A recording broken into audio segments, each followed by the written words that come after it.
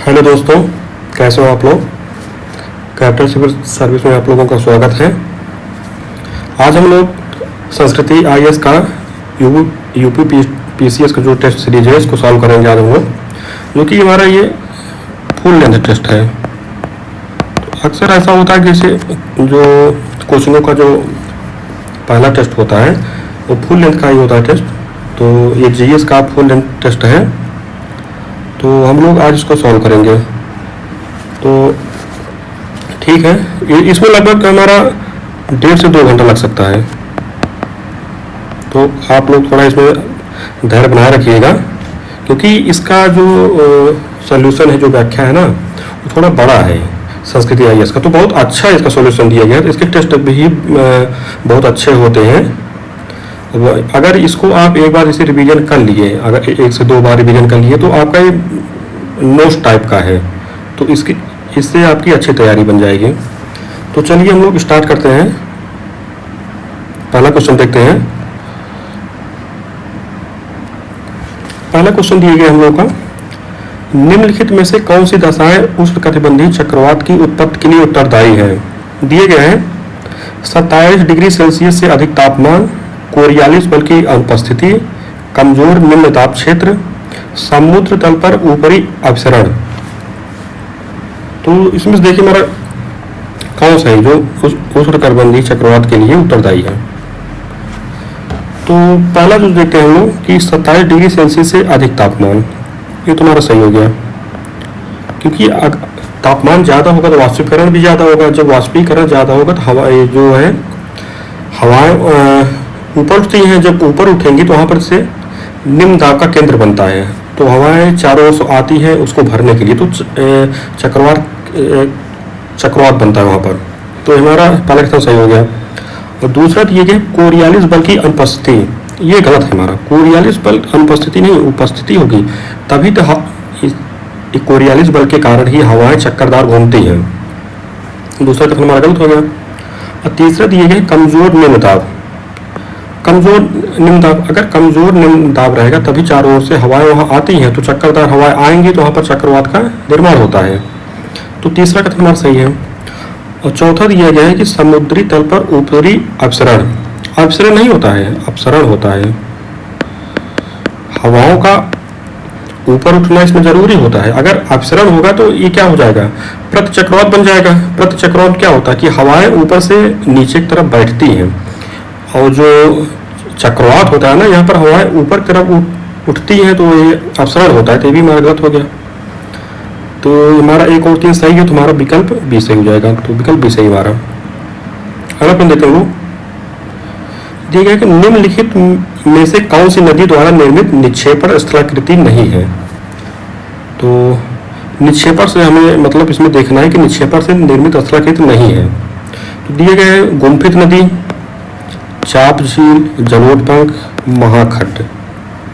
तो जो गुम्फित नदी है ना, ये निक्षेपण से बनती है, और चाप झील भी बनती है, और जलोढ़ भी बनता है। तो जो महाखड्ड है ना, ये अपरदन से बनता है, निक्षेपण से नहीं बनता है। और जो महाखड्ड है ये आई आकार की जो घाटी होती हैं, वी आकार की घाटी होती है, ये उसी का रूप है महाखड्ड। तो ये हमारा, और इसमें क्या और क्या बनता है, जैसे हमारे वाटरफॉल भी बनता है इसमें। तो हमारा विकल्प डी से हो जाएगा। अगला अपन देखते हैं लोग, इसमें दिया गया है कि वायुमंडल के निम्नलिखित स्तरों को ऊंचाई के बढ़ते क्रम में व्यवस्थित कीजिए तथा नीचे दिए गए कूट का प्रयोग कर सही उत्तर चुनिए। दिया गया है क्षोभ मंडल, मध्य मंडल, समताप मंडल, बहिर्मंडल, आयन मंडल। तो देखिए इसमें क्या होगा, इसको हमको क्रम में दिखाना है। तो जो क्षोभ मंडल है, ट्रोपोस्फियर जो होता है, ये जो विषुवत रेखा क्या होता है, जैसे विषुवत रेखा से लेंगे, जैसे इसकी ऊंचाई जो होती है ध्रुव पर अलग होती है, विषुवत रेखा पर अलग होती है। जैसे ध्रुव इसका हो गया 6 से 8 किलोमीटर की ऊंचाई तक होता है, और विषुवत रेखा 16 से 18 ये हो गया, इसकी ऊंचाई हो गई। और इसके बाद आता है समताप मंडल। समताप मंडल होता है ये 50 किलोमीटर तक,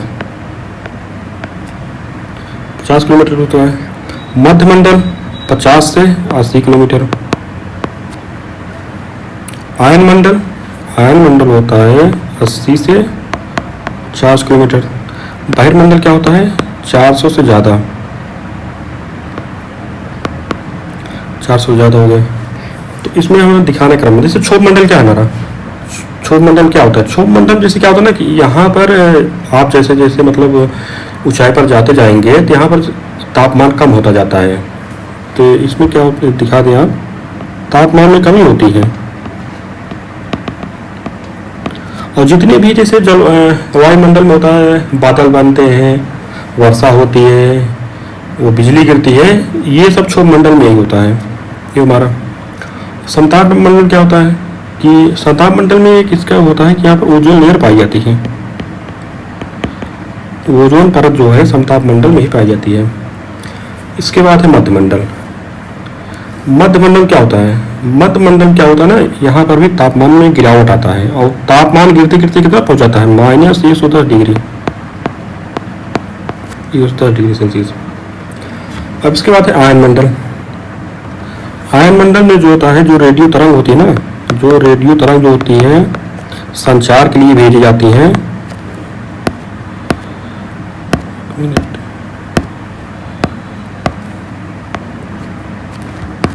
जो रेडियो तरंग यहीं से वापस आती हैं आयनमंडल से ही।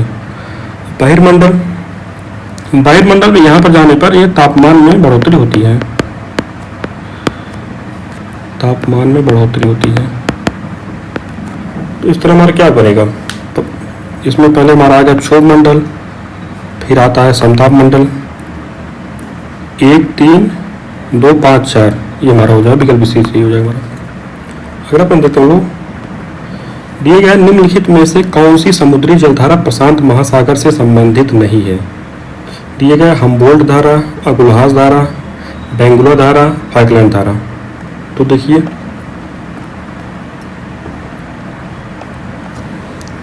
तो इसमें देखा जाए हमारा जो हम्बोल्ट धारा ना, ये प्रशांत महासागर से संबंधित है और एक ठंडी धारा है,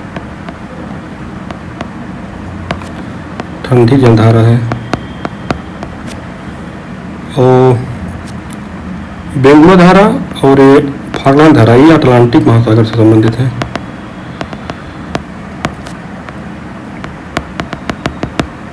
और ये भी ठंडी धारा है। अगुल्हास धारा ये हिंद महासागर से संबंधित है और ये है गर्म जल धारा है। तो इस तरह हमारा ए विकल्प सही हो जाएगा, हम्बोल्ट धारा। अगला क्वेश्चन है दिए गए निम्नलिखित में से कौन से पृथ्वी के आंतरिक भाग की जानकारी देने वाले प्रत्यक्ष स्रोतों में सम्मिलित हैं। इसमें दिए गए भूकंप, ज्वालामुखी उद्गार, खनन से प्राप्त चट्टानें, उल्का पिंड। तो इसमें से देखिए हमारा कौन सही हो जाएगा। इसमें देखा जाए भूकंप, भूकंप जो है ना ये प्रत्यक्ष स्रोत नहीं है, हमारा अप्रत्यक्ष स्रोत में आता है। ज्वालामुखी उद्गार ये प्रत्यक्ष में आता है। खनन से प्राप्त चट्टानें ये प्रत्यक्ष स्रोत में आता है। उल्का पिंड ये भी अप्रत्यक्ष स्रोत में आता है। देखिए होता क्या है ना कि ज्वालामुखी उद्गार इसमें से जैसे नीचे से जो लावा निकलता है, मैग्मा निकलता है ना, उसी के आधार पर अनुमान लगाया जाता है कि पृथ्वी के अंदर का भाग कैसा होगा। तो ये एक जैसे प्रत्यक्ष स्रोत है ना, क्योंकि मतलब ये हमारे सामने आ रहा है कि मतलब हम इसको देख सकते हैं अपनी आंखों से कि पृथ्वी के अंदर ये जहाँ से भी आ रहा है, ज़्यादा से ज़्यादा होता है 15-20 किलोमीटर अंदर जो गहराई होती है वहीं से आता है, लिथोस्फीयर से। तो इस तरह हमारा ये हो जाएगा। और खनन से प्राप्त चट्टानें, जब ये पृथ्वी के भूगर्भ से जो चट्टानें मतलब जिनका खनन होता है ना, वो भी प्रत्यक्ष स्रोत है। तो हमारा 2 और 3 सही हो जाएगा। तो हमारा विकल्प भी सही है। अगला प्रश्न देखते हैं लोग, सूची 1 को सूची 2 से मिलाना है। खनिज दिया गया है और भंडार स्थल दिए गए हैं। तो उसमें मिलाना जैसे लौह अयस्क कहाँ पाया जाता है। लौह अयस्क पाया जाता है पिरेनीज में। पिरेनीज कहाँ है, पिरेनीज है ये फ्रांस और स्पेन के सीमा पर स्थित एक पर्वत है ये। तांबा, तांबा पाया जाता है ये सैडबरी खान में। सैडबरी कहाँ है? कनाडा में है। कोला, कोला पाया जाता है डोनिस बेसिन में। ये है यूक्रेन, यूक्रेन में भी है और जैसे पूर्वी यूरोप के कई भागों में फैला हुआ है। तो हमारा हो जाएगा बॉक्साइट, बॉक्साइट है अरकानसास, ये पाया जाता है यूएसए में, अमेरिका में। इस तरह हमारा ये आमने सामने सुमेल हो गया, तो विकल्प हमारा सही हो जाएगा। अगला प्रश्न है, भूकंप के संदर्भ में निम्नलिखित कथनों पर विचार कीजिए। कथन दिया गया है, वह स्थान जहां से ऊर्जा मुक्त होती है अधिकेंद्र कहलाता है। और दूसरा कथन है, भूतल पर स्थित वह बिंदु जो अधिकेंद्र के समीप होता है उद्गम केंद्र कहलाता है। तो देखिए इसमें हमारा कौन सा कथन से हो जाएगा? तो इसमें देखा जाए ना, तो जहां से ऊर्जा मुक्त होती है उसको क्या कहते हैं? ऊर्जा जहां से मुक्त होती है पृथ्वी के गर्भ से, उसको कहते हैं उद्गम केंद्र कहते हैं, उद्गम केंद्र कहते हैं। और भूतल पर स्थित वह बिंदु जहां अधिकेंद्र के समीप, यानी कि जो स्थल भाग पर होता है, जहां इसका सबसे पहले पता चलता है, अनुमान लगाया जाता है, एहसास होता है, उसको क्या कहते हैं? उसको कहते हैं अधिकेंद्र का। भूतल जो होता है उसको कहते हैं अधिकेंद्र। इस तरह क्या कर दिया है? इंटरचेंज कर दिया है ना, तो हमारा दोनों कथन गलत हो जाएगा, विकल्प हमारा डी सही हो जाएगा। अगला प्रश्न हम लोग देखते हैं, दिया गया है कि निम्नलिखित कथनों पर विचार कीजिए। दिए गए, जब सूर्य, चंद्रमा एवं पृथ्वी तीनों एक सीधी रेखा में होते हैं तो निम्न ज्वार उत्पन्न होता है। और दूसरा दिया गया, प्रत्येक पूर्णिमा को बृहद ज्वार की स्थिति उत्पन्न होती है। तो इसमें देखिए कौन सा कथन सही है? पहला कथन जो दिया है, जब सूर्य, चंद्रमा एवं पृथ्वी तीनों एक सीधी रेखा में होते हैं तो निम्न ज्वार, निम्न ज्वार नहीं आता है। जब तीनों एक सीधी रेखा होते हैं ना, तो सूर्य और चंद्रमा मिलकर जो है आकर्षण बल लगाते हैं, तो ज़्यादा आकर्षण बल लगता है, तो निम्न ज्वार उत्पन्न नहीं होता, तब उच्च ज्वार होता है। इस तरह हमारा पहला कथन गलत हो गया। और दूसरा दिया है, प्रत्येक पूर्णिमा को बृहद ज्वार, ये हमारा सही हो जाएगा। पूर्णिमा जो होता है, ये पूर्णिमा की स्थिति कब बनती है? जब जो है सूर्य और चंद्रमा के बीच में पृथ्वी होती है, तो दोनों ओर से जब आकर्षण बल लगता है तो ज़्यादा लगता है, इस वजह से यहाँ पर बृहद ज्वार की स्थिति उत्पन्न होती है। तो हमारा दूसरा कथन हमारा सही हो जाएगा, तो हमारा विकल्प भी सही है। अगला प्रश्न देखते हैं, दिया निम्नलिखित में से कौन से तापमान वितरण को प्रभावित करने वाले कारक हैं? दिया गया है तापमान वितरण को प्रभावित करने वाले कारक, तो इसमें है कि महासागरीय धाराएं, स्थल एवं जल का आसमान वितरण, सनातनी पवनें, अक्षांश। तो इसमें हमारा कौन सा सही हो जाएगा? तो इसमें देखा जाए तो महासागरीय धाराएं ये तो प्रभावित करती हैं, पहला हमारा सही हो जाएगा। स्थल एवं जल का आसमान वितरण, ये भी हमारा सही हो जाएगा। सनातनी पवनें, ये भी हमारा सही है। अक्षांश, ये भी सही है। तो इसमें होता क्या है ना, जैसे महासागरीय धाराएं जो हैं, अब इसे महासागरीय धाराएं दो प्रकार की होती हैं, ठंडी जलधारा, गर्म जलधारा। तो ठंडी जलधारा जहाँ जहाँ जाती हैं वहाँ पर जैसे एक ठंडे वातावरण का निर्माण करती हैं, और गर्म जो जलधाराएं होती हैं वो जहाँ जहाँ जाती हैं गर्म वातावरण का निर्माण करती हैं। तो इस तरह जो महासागरीय जलधाराएं हैं ना, ये तापमान के वितरण को प्रभावित करती हैं। और स्थल एवं जल का आसमान वितरण होता है, जैसे स्थल जो होते हैं ना, ये जल्दी गर्म हो जाते हैं और जल्दी ठंडे हो जाते हैं। जल जो होते हैं देश गर्म होते हैं, देश ठंडे होते हैं, ये भी कारक हैं। और सनातनी पवनें, सनातनी पवनें देखिए ऐसा है जैसे भी हमारे भारत में ठंड के मौसम में पश्चिमी पवन जो चलती है जेट प्रवाह से, तो वो क्या करती है कि उत्तर भारत के जो मौसम को ठंडा कर देती है। तो ये भी तो तापमान को वो कर रही है, प्रभावित कर रही है।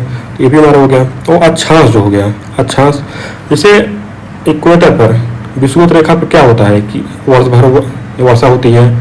कर्क रेखा पर क्या होता है कि ज़्यादातर मानसूनी वादल पाया जाता है। और अभी आप ध्रुव पर चले जाए तो वहाँ पर हमेशा ठंड का मौसम रहता है। तो अक्षांश भी इसको प्रभावित करता है। तो हमारा चारों करते हैं तो हमारा विकल्प टी सही हो जाएगा। अगला प्रश्न देखते हैं हम लोग, महासागरीय लवणता के संदर्भ में निम्नलिखित कथनों पर विचार कीजिए। दिए गए गहराई बढ़ने के साथ लवणता में वृद्धि होती है। वाष्पन की दर लवणता की मात्रा को विपरीत रूप से प्रभावित करती है। तो देखिए इसमें कौन हमारा सही हो जाएगा। इसमें देखिए जाए पहला कथन जो है ना ये हमारा सही है कि जैसे जैसे हम महासागर की गहराई में जाएंगे ना वहां पर लवणता बढ़ती जाती है।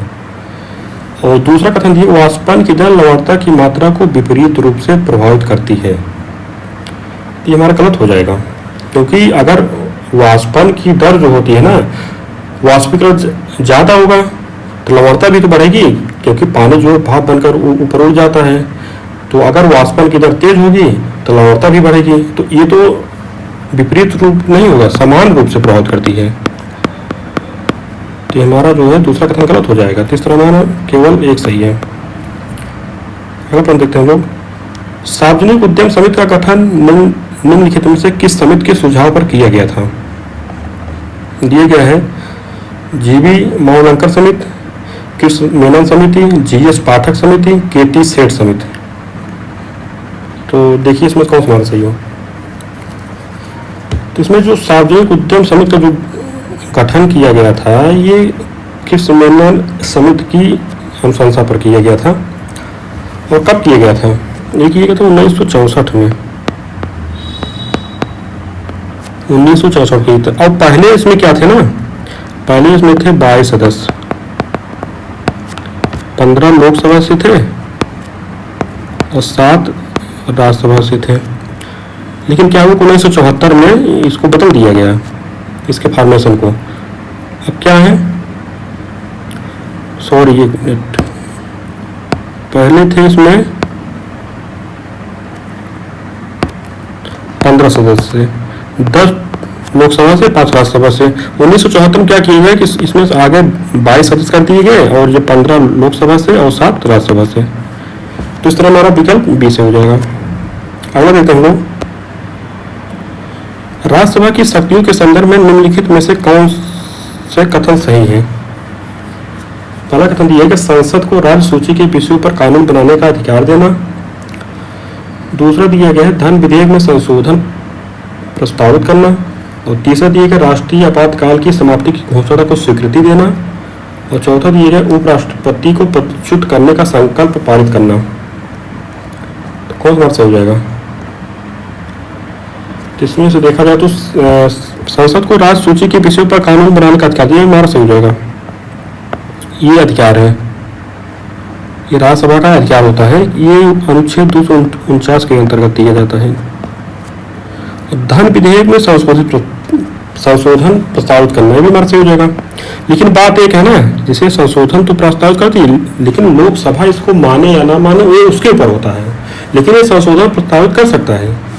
तो दूसरा कथन हमारा सही हो जाएगा। और राष्ट्रीय आपातकाल की समाप्ति की घोषणा को स्वीकृति देनी, स्वीकृति नहीं देता है, स्वीकृति देता है लोकसभा, स्वीकृति नहीं देता है। तो हमारा तीसरा कथन गलत हो जाएगा।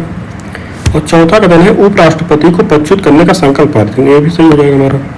तो 1 2 4 है हमारा, तो विकल्प हमारा भी सही हो जाएगा। अगला पढ़ लेते हैं हम लोग। दिए गए निम्नलिखित में से किस अनुच्छेद में धन विधेयक के संदर्भ में विशेष प्रक्रिया का उपबंध किया गया है। दिए गए अनुच्छेद 109, अनुच्छेद 110, अनुच्छेद 111, अनुच्छेद 114। तो इसमें क्या है ना, जो अनुच्छेद 109 के अंतर्गत दिया गया है विकल्प हमारा ऐसे हो जाएगा। अनुच्छेद 10 में क्या दिया गया है, अनुच्छेद में धन विधेयक की परिभाषा दिया गया है। धन विधेयक की परिभाषा 111 दिया गया राष्ट्रपति की शक्तियां दिया गया है कि वो शक्ति मतलब यह है जो विधेयक होते हैं राष्ट्रपति की विधेयक पर अनुमति की शक्तियां कि अनुमति दे या न दे। वो पॉकेट वीटो, जेबी वीटो होता है, निलंबनकांडी वीटो होता है। तो अनुच्छेद 114 क्या है, अनुच्छेद 114 है विनियोग विधेयक।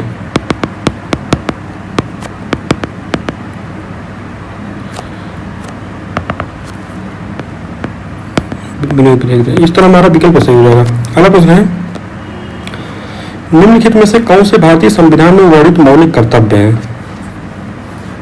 इसमें दिया गया है सामाजिक संस्कृति की गौरवशाली परंपरा का परिरक्षण, स्त्रियों के सम्मान के विरुद्ध प्रथाओं का त्याग, राष्ट्रीय महत्व के स्मारकों का संरक्षण, दुर्बल वर्गों के शिक्षा एवं अर्थ संबंधी हितों की अभिवृद्धि।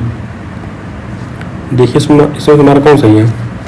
विकल्प हमारा इधर दिया गया है, ये विकल्प हमारा। तो इसमें देखा जाए तो पहला है सामाजिक संस्कृति की गौरवशाली परंपरा का परिरक्षण, हमारा सही हो जाएगा। और दूसरा है स्त्रियों के सम्मान के विरुद्ध प्रथाओं का त्याग, हमारा सही हो गया। तो राष्ट्रीय महत्व के स्मारकों का संरक्षण दिया गया है ना, ये इसमें नहीं दिया गया हमारा, ये दिया गया किसमें? ये दिया गया है आर्टिकल 49 में, डीपीएसपी के अंदर, डीबीएसपी में। और ये जो दिया गया है दुर्बल वर्गों की शिक्षा और संबंधी हितों की अभिवृद्धि, ये दिए गए डीपीएसपी में ही अनुच्छेद 46 में दिए गए हैं। इस तरह दोनों कथन हमारे गलत हो जाएंगे ना, तो 1 और 2 सही हमारा, तो विकल्प सही हो जाएगा हमारा ए। अगला पढ़ देते हम लोग, दिए गए निम्नलिखित युग्मों पर विचार कीजिए। इसमें हमें बताना है कि कौन से युग्म सुमेलित है। अनुच्छेद 129, इसमें यह है उच्चतम न्यायालय का अभिलेख न्यायालय, हमारा सुमेलित है, सही है। अनुच्छेद 131 उच्चतम न्यायालय की आरंभिक अधिकारिता, हमारा सही है। तो 136 जो ना ये सुमेलित नहीं हमारा, 136 में दिया गया है क्या, जो उच्चतम न्यायालय की अधिकारिता में वृद्धि, ये नहीं दिया गया, ये तो दिया गया है उसमें अनुच्छेद 138 में दिया गया है। 136 में क्या दिया गया है? ये दिया गया अपील, उच्चतम न्यायालय में जब अपील की जाती है तो उसके अधिकार को दिया गया अनुच्छेद 136 में। और अनुच्छेद 139 में दिए गए हैं रिट निकालने का अधिकार, और उच्चतम न्यायालय की पुनर्विलोकन की शक्ति जो दी है ना, ये 137 दिया गया है। इस तरह हमारा दोनों नहीं सुमेलित है और 1 और 2 सुमेलित है, तो हमारा विकल्प सही हो जाएगा ये। अगला अपन देखते हैं हम लोग, निम्नलिखित में से कौन सा उपबंध भारतीय संविधान में बालिकाओं संविधान संशोधन द्वारा समाहित नहीं किया गया? इसमें दिए गए समान न्याय एवं निःशुल्क विधिक सहायता, पर्यावरण का संरक्षण एवं संवर्धन, उद्योगों के प्रबंधन में कर्मकारों की भागीदारी, आय की असमानता को कम करना। तो देखिए इसमें कौन हमारा सही है? तो इसमें देखा जाए तो समान न्याय एवं निःशुल्क विधिक सहायता, ये तो समाहित किया गया था। पर्यावरण का संरक्षण एवं संवर्धन ये मार्क किया गया था। उद्योगों के प्रबंधन में कर्मकारों की भागीदारी भी किया गया था। आय की असमानता को ये नहीं किया गया था। तो जो बालिकाओं संविधान संशोधन है, इसके अंदर क्या जोड़ा गया था? इसमें हमारे उद्देश्य में भी किया गया था ना, उद्देश्य शामिल किया गया था, समाजवादी, धर्मनिरपेक्ष और अखंडता शब्द जोड़ा गया था ना, और भाग 14 भी जोड़ा गया था। अधिकरण है, प्रशासनिक अधिकरण। इस तरह हमारा विकल्प डी से हो जाएगा। अगला पढ़ लेते हैं हम लोग, उद्देश्य के संदर्भ में निम्नलिखित कथनों पर विचार कीजिए। दिए गया है यह विधायिका की किसी शक्ति को प्रतिबंधित नहीं करती है। बेरूबारी वाद में न्यायालय ने उद्देश्य को संविधान का भाग नहीं माना। गोलकनाथ वाद में उद्देश्य को संशोधन योग्य माना गया। तो देखिए इसमें हमारा कौन सही होगा? जो इसमें से उद्देश्य का संबंध देखा जाए ना, तो ये विधायिका के किसी शक्ति को प्रतिबंधित नहीं करती, हमारा सही हो जाएगा। और बेरूबारी वाद में न्यायालय ने उद्देश्य को संविधान का भाग नहीं माना, एक बार सही हो जाएगा। और तीसरा है गोलकनाथ वाद में उद्देश्य को संशोधन योग्य माना गया। तो क्या माना गया था? ये नहीं माना गया था। गोलकनाथवाद जो है ना, ये मूल अधिकार मतलब फंडामेंटल राइट और डीपीएसपी से संबंधित है, वहाँ के उद्देश्य कैसे है। इस तरह हमारा विकल्प ऐसे हो जाएगा। अगला पढ़ देते हैं हम लोग, निम्नलिखित में से किन संवैधानिक उपबंधों में संशोधन साधारण बहुमत द्वारा किया जाता है? दिए गए नागरिकता संबंधी उपबंध, राष्ट्रपति का निर्वाचन, राज्य विधान परिषद का गठन, संसद में राज्यों का प्रतिनिधित्व। बताइए इसमें हमारा कौन सा हो जाएगा? इसमें से देखा जाए तो जो साधारण बहुमत होता है ना, बहुमत देखिए संविधान संशोधन का जो बहुमत होता है वो 3 प्रकार का होता है। पहला एक होता है साधारण बहुमत, एक होता है विशेष बहुमत, एक होता है विशेष बहुमत प्लस आधे राज्यों की सहमति। तो इसमें जो दिए गए हैं नागरिकता संबंधी उपपत्र, ये हमारा साधारण बहुमत से होता है। राष्ट्रपति निर्वाचन जो है ना, ये तीसरे टाइप वाला है, विशेष बहुमत प्लस आधे राज्यों की सहमति, ये नहीं होगा हमारा। और राज्य विधान परिषद का गठन, ये भी साधारण बहुमत से होता है। और संसद में राज्यों का प्रतिनिधित्व, ये भी नहीं होता है, ये भी हमारा तीसरे टाइप वाला बहुमत लगता है। तो हमारा इसमें क्या हो जाएगा, 1 और 3 हो जाएगा। तुम्हारा क्या सही है, विकल्प सही है हमारा। अगला प्रश्न देखते हम लोग, दिए गए निम्नलिखित में से किस समिति ने पंचायती राज संस्थाओं को संवैधानिक दर्जा प्रदान करने का सुझाव प्रस्तुत किया था। दिए गए अशोक मेहता समिति, जी.बी. के राव समिति, एल.एम. सिंघवी समिति, अशोक रामचंद्र समिति। जो पंचायती राज व्यवस्थाओं को जो संवैधानिक दर्जा प्राप्त करने का सुझाव दिया गया था ना, ये एल.एम. सिंघवी जो समिति थी, इनके द्वारा दी गई थी। ये कब गठित की गई, 1986 में। जी.बी. के राव समिति, इसका गठन कब किया गया था, इसका गठन किया था 1985 में। अशोक मेहता समिति, इसका गठन किया गया था 1977 में। इस तरह हमारा विकल्प सही हो जाएगा। अशोक रामचंद्र समिति से संबंधित नहीं है। अगला प्रश्न है, निम्नलिखित युग्मों में से कौन सा सही सम्मिलित नहीं है। दिए गया संविधान संशोधन और उपबंध दिया गया है, तो इसमें बताइए हमारा कौन सा सम्मिलित नहीं है। इसमें दिया गया 21वां संविधान संशोधन। तो 21वां संविधान संशोधन जो है ना, ये मणिपुर भाषा को नहीं शामिल करने के लिए किया गया था सिंधी भाषा को। कब किया गया था, 1967 में। और 24वां संविधान संशोधन जो किया गया था, ये किया गया था 1971 में। संसद को संविधान के किसी भी भाग में संशोधन, ये कब आया था, ये गोलकनाथ वाद जब हुआ था, जिसमें उच्चतम न्यायालय ने कहा था कि संसद को मूल अधिकार के भाग में संशोधन करने का अधिकार नहीं है। तो उसके बाद ये संसद के द्वारा लाया गया था कि संसद जो है ये संविधान के किसी भी भाग में संशोधन कर सकती है। और 17वां संविधान संशोधन दिया गया है, ये लाया गया था 1992 में लाया गया था। इसमें राष्ट्रपति के निर्वाचन में दिल्ली एवं पुदुचेरी विधानसभा के सदस्य भी सम्मिलित हो जाएंगे। तो ये हमारा क्या हो जाएगा, हमारा ये सही हो जाएगा। और दिए गए 97वें संविधान संशोधन, ये लाया गया था 2011 में। इसमें संविधान में भाग 9 का जोड़ा गया था। विकल्प हमारा ऐसे हो जाएगा। अगला प्रश्न है, ये हमारा करंट से संबंधित है और बहुत पुराना करंट है, मतलब 2023 का, इससे कोई मतलब नहीं हमारा। अगला प्रश्न हम लोग देते हैं, दिगर रिजर्व बैंक द्वारा प्रयोग किए जाने वाले निम्नलिखित मौद्रिक उपकरणों में से कौन से परिमाणात्मक उपकरणों में शामिल हैं। दिए गए हैं नकद कोष अनुपात, बैंक दर, नैतिक दबाव, खुले बाजार की क्रियाएं। तो इसमें देखा जाए ना, तो नकद कोष अनुपात है, बैंक दर है, खुले बाजार की प्रक्रिया है, ये सब परिमाणात्मक उपकरण है। जबकि नैतिक दबाव जो होता है ना, ये गुणात्मक उपकरण है। गुणात्मक उपकरण मतलब क्या होता है, गुणात्मक उपकरण मतलब जैसे रिजर्व बैंक क्या कहता है बैंकों की, जैसे वाणिज्यिक बैंक है, उनका अपना 40% जो है उनको मतलब किसानों को देना होता है ऋण। तो 40% देने के बाद भी अगर किसानों को पर्याप्त ऋण नहीं मिल पा रहा है तो निवेदन कर सकता है, कुछ और कर सकता है, उनको मनाने की कोशिश की, मतलब कर सकता है कि आप और ज़्यादा से ज़्यादा ऋण दे किसानों को। तो ये क्या होगा, ये मतलब नैतिक दबाव बनाया जाता है। ये मतलब कोई जैसे इसका वो नहीं होता है कि कोई विधि है, विधि के अनुसार, कानून के अनुसार आपको जैसे मजबूर नहीं किया जा सकता इसके लिए। इसके लिए क्या किया जाता है कि आपके ऊपर नैतिक दबाव डाला जा सकता है। तो जबकि परिमाणात्मक उपकरण है, इसके लिए कानून है, पूरा मतलब लिखित कानून होता है कि आपको ये काम करना ही करना है, इसके लिए कोई निवेदन नहीं कर सकता है। तो इस तरह हमारा जो विकल्प ये जो 3 है ये इसमें नहीं शामिल है। तो हमारा 1, 2, 4 हो जाएगा। विकल्प देखते हैं हम लोग, 1, 2, 4, तो विकल्प हमारा बी से हो जाएगा। अगला प्रश्न देखते हैं हम लोग, ठीक है, निम्नलिखित में से कौन सा हाल ही में केंद्र सरकार द्वारा प्रारंभ की गई, ये भी हमारे करंट से संबंधित है, करंट से संबंधित हम लोग नहीं देखेंगे। ठीक है, निम्नलिखित में से कौन सी रिपोर्ट विश्व आर्थिक मंच द्वारा जारी नहीं की जाती है?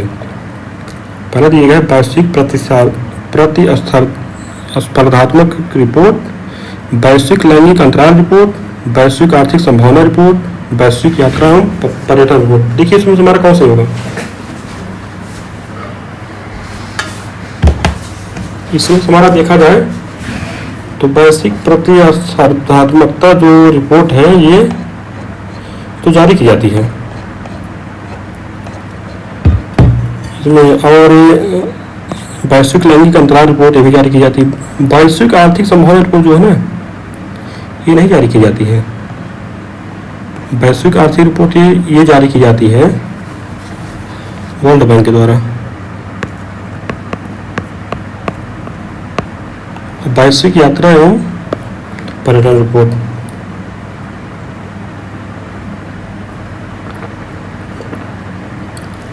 इस तरह देखा जाए तो हमारा वैश्विक प्रतिस्पर्धात्मकता रिपोर्ट, वैश्विक लैंगिक अंतराल रिपोर्ट, वैश्विक यात्रा एवं पर्यटन रिपोर्ट ये सब जारी किया, ये नहीं जारी किया, तो इस तरह हमारा विकल्प सी से हो जाएगा।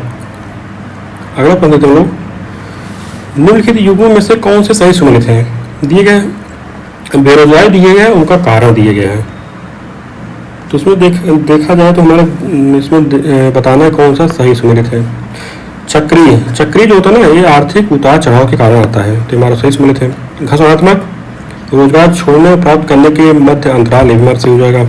संरचनात्मकता ये हो जाएगा कौशल असमानता के कारण होता है। शास्त्रीय ये उच्च वेतनमान से संबंधित है, तो हमारा विकल्प डी सही हो जाएगा। अगला प्रश्न देखते हम लोग, वैधानिक तरलता अनुपात के संदर्भ में निम्नलिखित कथनों पर विचार कीजिए। दिए गया है इसे वाणिज्यिक बैंकों द्वारा नकद, स्वर्ण और सरकारी प्रतिभूतियों के रूप में रिजर्व बैंक के पास रखा जाता है। दूसरा दिया है इसकी अधिकतम सीमा 40% निर्धारित है। तो देखिए इसमें हमारा कौन सा कथन सही हो जाएगा? तो इसमें जो दिए गए हैं वैधानिक तरलता अनुपात, इसको कहते हैं स्लार, स्टैट्यूटरी लिक्विडिटी रेशियो। तो ये जो होता है ना रिजर्व बैंक के पास नहीं रखा जाता है, ये बैंकों के द्वारा अपने पास ही रखा जाता है। पहला तो हमारा गलत हो जाएगा। दूसरा जो है इसकी अधिकतम सीमा 40% निर्धारित है, हमारा सही हो जाएगा, तुम्हारा बी हो जाएगा केवल 2। अगला हम देता हूँ, निम्नलिखित में से किस वक्र द्वारा प्रजनन तथा आर्थिक विकास के मध्य संबंध को प्रदर्शित किया जाता है? दिए गए बेकर वक्र, थॉम्सन वर्ग, लाफर वर्ग, कुजनेट्स वर्ग, बताइए।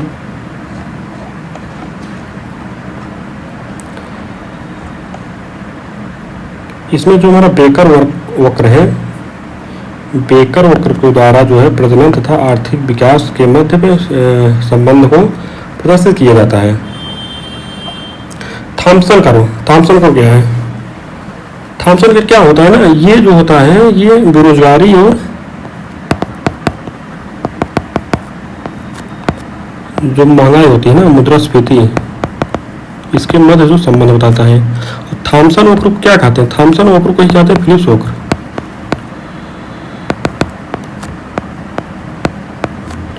कुजनेट्स वर्ग क्या होता है? कुजनेट्स वर्ग मतलब है ये जैसे किसी देश की अर्थव्यवस्था बढ़ रही है, उसमें क्या होता है फिर उसमें मतलब इनके द्वारा दिखाया जाता है जब अर्थव्यवस्था बढ़ती है तो गरीबी भी बढ़ती है, लेकिन एक मतलब ऐसी स्थिति आती है जब बहुत ज़्यादा अर्थव्यवस्था विकसित हो जाती है तब गरीबी कम होने लगती है। तो इनका क्या होगा ना, ये अर्थव्यवस्था और गरीबी के मध्य ये जो है संबंध को बताते हैं, ये हो जाएगा हमारा। लाफर वक्र क्या है?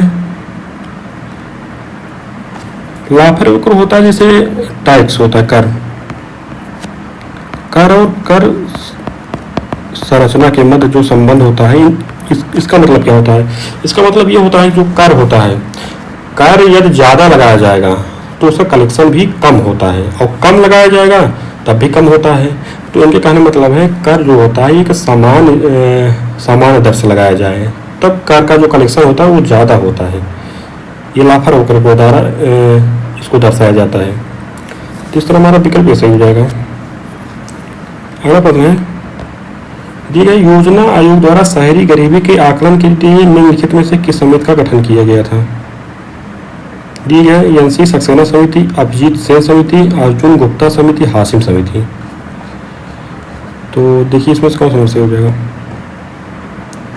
तो ये जो हाशिम समिति का गठन जो किया गया था ना, ये योजना आयोग द्वारा शहरी गरीबी के आकलन के लिए किया गया था। ये हो जाएगा। एनसी सक्सेना समिति जो है ना, ये बीपीएल जनगणना के लिए किया गया था।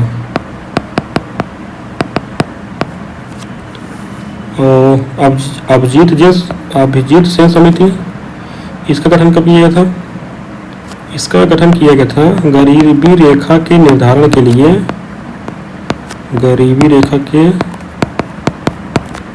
निर्धारण के लिए, मतलब किस तरह किया जाता है इसका, गरीबी रेखा का निर्धारण किस प्रकार किया जाए, उसके लिए इसका गठन किया गया था। अर्जुन गुप्ता समिति, ये किया गया था tax, CBDT and ITD, Indian tax department के लिए किया गया था। तो इस तरह हमारा विकल्प डी से हो जाएगा। अगला प्रश्न है, किसी सार्वजनिक क्षेत्र के उद्यम को महारत्न प्रमाणन प्राप्त करने के लिए निम्नलिखित में से किन मानदंडों को पूर्ण करना आवश्यक है? दिए गए उद्यम न्यूनतम निर्धारित सार्वजनिक शेयरधारकों के साथ भारतीय स्टॉक एक्सचेंज में सूचीबद्ध हो, ये हमारा सही हो जाएगा पहला कथन। दूसरा दिए पिछले 3 वर्षों के दौरान औसत वार्षिक कारोबार 25,000 करोड़ रुपए से अधिक हो, ये हमारा सही हो जाएगा। और उसमें दिए गए पिछले 3 वर्षों के दौरान कर पश्चात औसत वार्षिक शुद्ध लाभ 1,000 करोड़ रुपए से अधिक हो। तीसरा क्या हो जाएगा हमारा? गलत है, सही है। तो शुद्ध लाभ होता है ना, 1,000 करोड़ नहीं होता है, ये 5,000 करोड़ होता है। हमारा तीसरा कथन गलत हो जाएगा। तो इस तरह हमारा विकल्प सही है, 1 और 2। अगला बन लेते हैं, ध्वनि तरंगों के संदर्भ में निम्नलिखित कथनों पर विचार करें। तो इसमें दी गया ये अनुप्रस्थ तरंगे, ये हमारा गलत हो जाएगा। अनुप्रस्थ तरंगे नहीं है, ये होती हैं अनुदैर्घ्य तरंगे।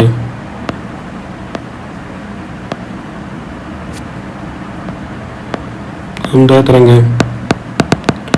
दूसरा दिया गया इन तरंगों में माध्यम के कणों का विस्थापन तरंग संचरण की दिशा के लंबवत नहीं होता है, ये लंबवत नहीं होता है, ये होता है समानांतर होता है। दूसरा कथन हमारा गलत हो गया। और तीसरा दिए 20 किलोहर्ट्ज से अधिक आवृत्ति की ध्वनि को परस्पर ध्वनि की हालत हमारा सही हो जाएगा। केवल 3 हमारा सही है। तो विकल्प देखते हैं हम लोग, विकल्प हमारा 3 है, सी से। अगला प्रश्न है, स्टेनलेस स्टील के निर्माण में लोहे के साथ निम्नलिखित में से किनका प्रयोग किया जाता है? कॉपर एवं जिंक, निकल एवं क्रोमियम, सिलिकॉन एवं कॉपर, निकल एवं एल्यूमिनियम। तो जो स्टेनलेस स्टील के निर्माण में लोहे के साथ ना निकिल एवं क्रोमियम लिया जाता है। तो विकल्प हमारा बी से हो जाएगा। अगला है, चांदी की वस्तुएं कुछ दिन वायु में छोड़ने पर काली पड़ जाती हैं। कारण दिए गए, चांदी वायु में उपस्थित सल्फर के साथ अपक्रिय करके सिल्वर सल्फाइड का निर्माण करती है। तो इसमें क्या हो जाएगा हमारा? इसमें देखा जाए ना तो कथन भी सही है और कारण भी सही है, और दोनों एक दूसरे की व्याख्या कर रहे हैं। तुम्हारा विकल्प भी सही हो जाएगा। अगला प्रश्न है, युग्म दिए गए हैं और उनका देखना है कि कौन सम्मिलित नहीं है। उपकरण है एक तरफ और उनका उपयोग। इसमें क्या है ना, एनीमोमीटर जो होता है ना, ये वायु को घनत्व नहीं मापता है। तो क्या मापता है एनीमोमीटर? एनीमोमीटर जो होता है ये वायु की गति का मापन करता है और दाब का मापन करता है। तो हमारा यही नहीं सम्मिलित है। बाकी हमारे क्रोनोमीटर पानी के जहाज में समय का मापन, लैक्टोमीटर दूध की शुद्धता की जांच, स्पिग्नोमीटर धमनियों में रुधिरदाब का मापन। तो यही हमारा बताना कौन सम्मिलित नहीं है, तुम्हारा यही सही हो जाएगा।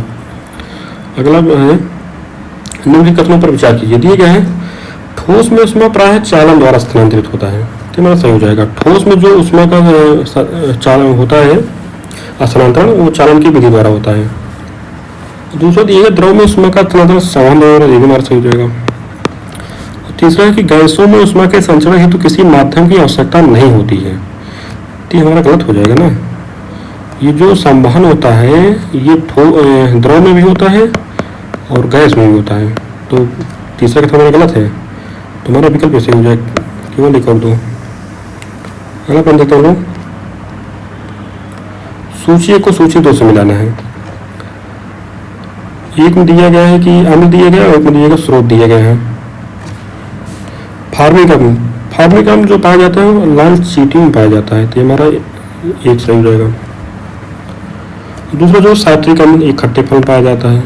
लैक्टिक अम्ल ये दूध में पाया जाता है। ग्लूटेमिक अम्ल गेहूं में पाया जाता है। तो इस तरह हमारा 1 2 4 3 हो जाए, किसमें हमारा ये विकल्प पी से हो जाएगा हमारा। अगला प्रश्न है, निम्नलिखित में से कौन सा कृत्रिम रेशा नहीं है? दी गई रेयान, नायलॉन, एक्रिलिक, स्पार्टेन। इसमें देखा जाए हमारा रेयान भी है, नायलॉन भी है, एक्रिलिक है, ये सब कृत्रिम रेशा है, जबकि स्पार्टेन नहीं है। स्पार्टेन जो है ना ये है कृत्रिम मधुरक है। हमारा विकल्प डी सही हो जाएगा। अगला प्रश्न देते हैं हम लोग, इसमें बताना है कि कौन सा कथन सही नहीं है। देखिए, जब अम्ल किसी धातु के साथ अपक्रिय करता है तो हाइड्रोजन गैस का उत्सर्जन करता है। और दूसरा ये कि जब अम्ल किसी धातु कार्बोनेट से अपक्रिय करता है तो वह कार्बन डाइऑक्साइड गैस का उत्सर्जन करता है। और तीसरा दिया गया क्षारीय विलयन का पीएच मान 7 से कम होता है। और चौथा दिया गया जल में अम्लीय एवं क्षारीय विलयन विद्युत का चालन करते हैं। तो बताइए इसमें हमारा कौन सा कथन गलत है? तो इसमें देखा जाए हमारा जो तीसरा कथन है वह हमारा गलत है। जो क्षारीय विलयन होता है इसका पीएच मान जो है ना 7 से ज़्यादा होता है। तो हमारा विकल्प सी सही हो जाएगा। अगला प्रश्न देखते हैं हम लोग, निम्नलिखित में से किसमें नाइट्रोजन का उपयोग नहीं किया जाता है? दी गए अमोनिया के उत्पादन में, उच्च ताप मापने वाले तापमापी में, कृत्रिम गर्भाधान में, वीर्य के संरक्षण में, चर्म रोगों के औषधि निर्माण में। बताइए। तो इसमें देखा जाए अमोनिया के उत्पादन में भी होता है, उच्च ताप मापने वाले तापमान में होता है, कृत्रिम गर्भाधान में, वीर्य के संरक्षण में होता है, और चर्म रोगों के औषधि निर्माण में इसका उपयोग नहीं होता है। इसमें उपयोग किया जाता है सल्फर का प्रयोग। तो विकल्प डी हमारा सही हो जाएगा। अगला प्रश्न देखते हैं हम लोग, इसमें देखना है हमें कि सुमेलित करना है। विकल्प हम लोग देख लेते हैं। ये हमारा विकल्प दिए गए हैं, तो हम लोग करेंगे अब सुमेलित। कैल्शियम हाइड्रोक्साइड का जो उपयोग होता है ना वो अमोनिया उत्पादन में होता है। और अमोनियम हाइड्रोक्साइड इसका जो उपयोग होता है खिड़की के कांच को साफ करने के लिए होता है। सोडियम हाइड्रोक्साइड साबुन निर्माण में होता है। और मैग्नीशियम हाइड्रोक्साइड ये होता है रेचक या एंटासिड के रूप में होता है। तो इस तरह हमारा जो है ये सम्मिलित हो जाएगा। और कैल्शियम हाइड्रोक्साइड जो होता है ना, कैल्शियम हाइड्रोक्साइड जो सूत्र होता है रासायनिक होता है CaOH का होल ट्वाइस, ये हमारा हो जाता है। तो इस तरह हमारा क्या हो जाएगा, सम्मिलित हो जाएगा 1 3 2 4। 1 3 2 4 किसमें हमारा सी में, सी विकल्प हमारा सही हो जाएगा। अगर हम देखते हैं हम लोग, ये करंट से संबंधित है तो इसको हम स्किप करेंगे। ये भी करंट से है।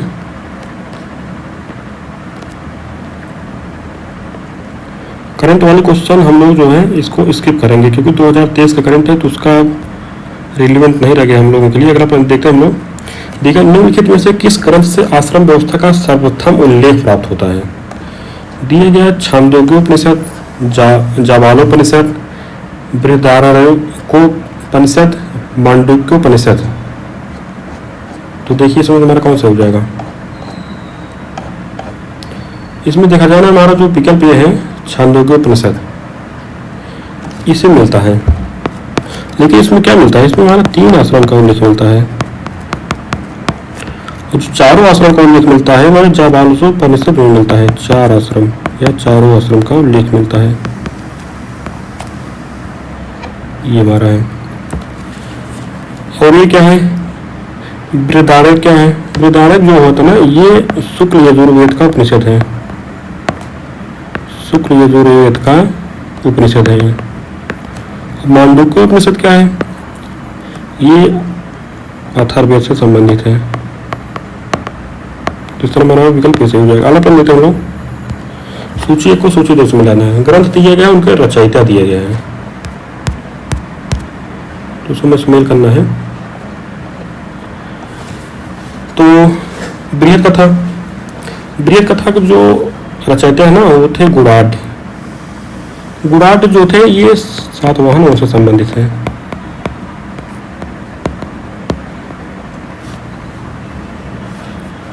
इसमें क्या है, इसमें जो है ये यात्रा संबंधी विवरण है। इसमें यात्रा प्रेम कहानी संबंधित। सेतुबंध जो रचना है वो प्रवर सेन की है। प्रवर सेन कौन थे, ये वाकाटक वंश से संबंधित है।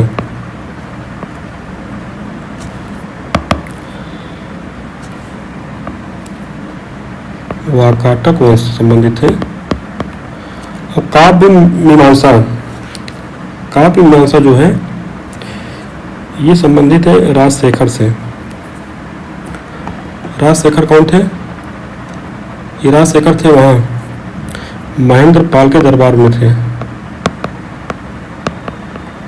मालती माधव है भवभूति की, और भवभूति थे यशोवर्मन के दरबार में रहते थे कन्नौज में। कन्नौज के शासक थे यशोवर्मन, ये वहाँ रहते थे। इस तरह हमारा सुमेलित होता है 1 2 4 3। 1 2 4 3 किसमें है, हमारा सिम सही है, सिविल हमारा सही हो जाएगा। अगला प्रश्न है, निम्नलिखित में से कौन सी बौद्ध धर्म के हीनयान संप्रदाय की विशेषताएं हैं। तो भगवान बुद्ध की स्तुति महापुरुष के रूप में, तुम्हारा सही हो जाएगा। निर्वाण प्राप्ति व्यक्ति का अंतिम लक्ष्य, ये हमारा सही हो जाएगा। मुख्य आदर्श अरहत पद को प्राप्त करना, हमारा सही हो जाएगा। और डी का निर्माण प्राप्त के लिए बुद्ध के प्रति विश्वास एवं भक्ति परबल, ये नहीं होगा हमारा। बुद्ध के प्रति विश्वास एवं भक्ति परबल नहीं दिया गया है उनमें। उनमें क्या है ना, ये है महायान से संबंधित है। महायान हीनयान के अंतर्गत से महायान क्या है कि भगवान बुद्ध को भगवान के समान माना जाता है, जबकि हीनयान का मानना है कि भगवान बुद्ध एक भगवान न होकर एक महापुरुष थे। यही अंतर है हीनयान और महायान में। तो ये हो जाएगा हमारा। तो इसमें हमारा 1 2 3 सही, तो विकल्प हमारा बी सही हो जाएगा। अगला प्रश्न देखते हैं हम लोग। अगला प्रश्न है, निम्नलिखित में से किस शासक ने कुसुमपुर नामक नगर की स्थापना की थी। बिंबिसार, अजातशत्रु, उदयन, शिशुनाग। बताइए। इसमें जो कुसुमपुर की स्थापना की गई थी ना, उदयन के द्वारा की गई थी। कुसुमपुर क्या है, कुसुमपुर ये आधुनिक जो पटना है वही है कुसुमपुर। और उदयन था ये अजातशत्रु का पुत्र था। और जब अजातशत्रु राजा थे, उदयन जो था चंपा का राजपाल था। और ये जैन धर्म का अनुयायी था। उदयन जो था ये जैन धर्म का अनुयायी था। तो विकल्प हमारा सी से हो जाएगा। अगला प्रश्न देखते हैं हम लोग। निम्नलिखित में से कौन सा भारत पर यूनानी आक्रमण का प्रभाव नहीं है। ये दिए गए प्रशासन की छत्र प्रणाली का अभ्यास, ये हमारा सही हो जाएगा। मुद्रा निर्माण की उलूक शैली का प्रारंभ, ये हमारा सही हो जाएगा। नक्षत्र शास्त्र एवं ज्योतिष विद्या का ज्ञान, ये हमारा सही हो जाएगा। खरोष्टी लिपि का प्रयोग, ये नहीं माना। खरोष्टी लिपि का प्रयोग जो है ना, ये ईरानी आक्रमण से आया था। ईरानी शासकों के द्वारा जब ईरानी आक्रमण हुआ था तो उसके बाद आया था। तो विकल्प जो है यही हमारा गलत बताना, तो तुम्हारा डी ही सही हो जाएगा। अगला प्रश्न देखते हैं हम लोग। लिंगराज मंदिर के संदर्भ में निम्नलिखित कथनों पर विचार कीजिए। दी गई यह पंचायतन शैली में निर्मित है। और दूसरा दी गई यह वैष्णव एवं शैव संप्रदाय के समन्वय का प्रतीक है। तीसरा दिए गए मंदिर की छतों पर घुड़सवार फौज की आकृतियां अलंकृत हैं। तो बताइए इसमें हमारा कौन सा सही हो जाएगा। तो इसमें देखा जाए ना, ये पंचायत शैली में नहीं निर्मित है। ये जो इसकी शैली है, इसकी शैली है कलिंग शैली। और किसके द्वारा बनाया गया था, ये बनाया गया था जो सोमवंशी शासक हैं, यहाँ लिख दे रहे हैं, सोमवंशी शासक ययाति केसरी के द्वारा, ययाति केसरी के द्वारा इसका निर्माण किया गया था। तुम्हारा क्या हो जाएगा, हमारा 2 और 3 सही हो जाएगा तुम्हारा विकल्प सी से। इसमें अगला बन देते हैं हम लोग, मुगलकालीन प्रशासन में आमिर उल बहर निम्नलिखित में से किस विभाग का प्रमुख था। इसमें दिया गया है शाही तोपखाने का प्रधान, शाही कारखाने का अधीक्षक, गुप्तचर विभाग का प्रधान, जल सेना का प्रमुख। तो इसमें से कौन सा हमारा सही है, अमीर उल बहर। अमीर उल बहर जो था ना, ये जल सेना का प्रमुख होता था। और ये जो था शाही तोपखाना का जो होता था वो था मीर आतिश दरोगा, मीर आतिश। और शाही कारखाने का अधीक्षक कौन होता था, शाही ये होता था नाजिर ये बलूतात। गुप्तचर विभाग का प्रधान ये कौन होता था, ये होता था, एक सेकंड, ये होता था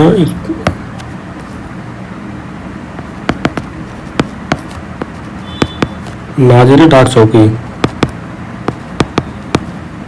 इस तरह हमारा विकल्प डी से हो जाएगा। अगला प्रश्न देता हूँ, निम्नलिखित में से कौन सी विशेषता सुहरावादी सिलसिले से संबंधित है। देखिए, उपवास एवं आत्मदमन को अस्वीकार करना भी तो हमारा सही हो जाएगा। और दूसरा देखिए, आध्यात्मिक जीवन है तो गरीबी आवश्यक नहीं, ये भी हमारा सही हो जाएगा। और शाही अनुदान एवं राजकीय संरक्षण स्वीकार, ये भी हमारा सही हो जाएगा। तो क्या सही होगा, हमारा तीनों कथन सही, तो हमारा विकल्प डी से हो जाएगा। और इसके जो भारत में इसके फाउंडर थे वो कौन थे सुहरावर्दी के, ये थे बहाउद्दीन जकारिया।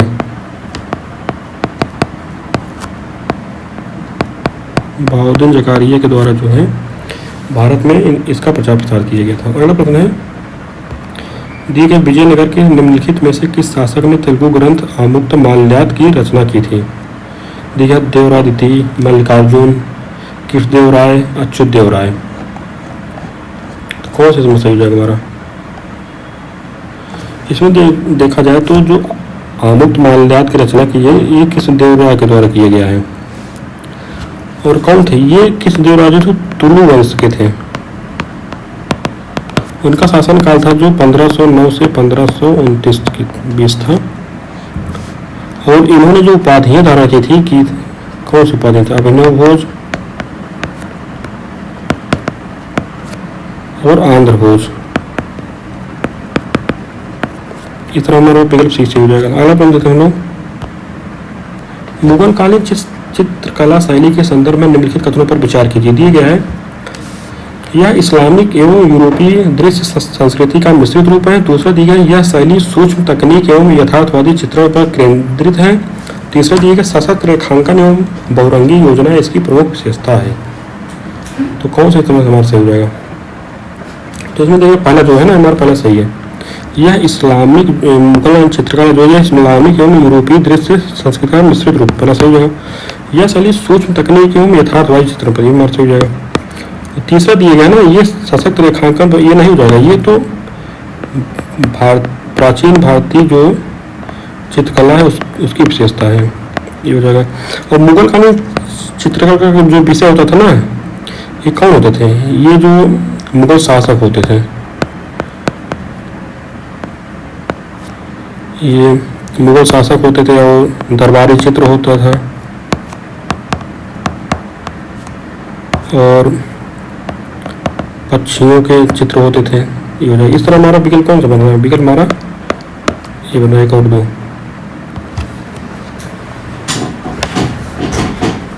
अगला प्रश्न होगा,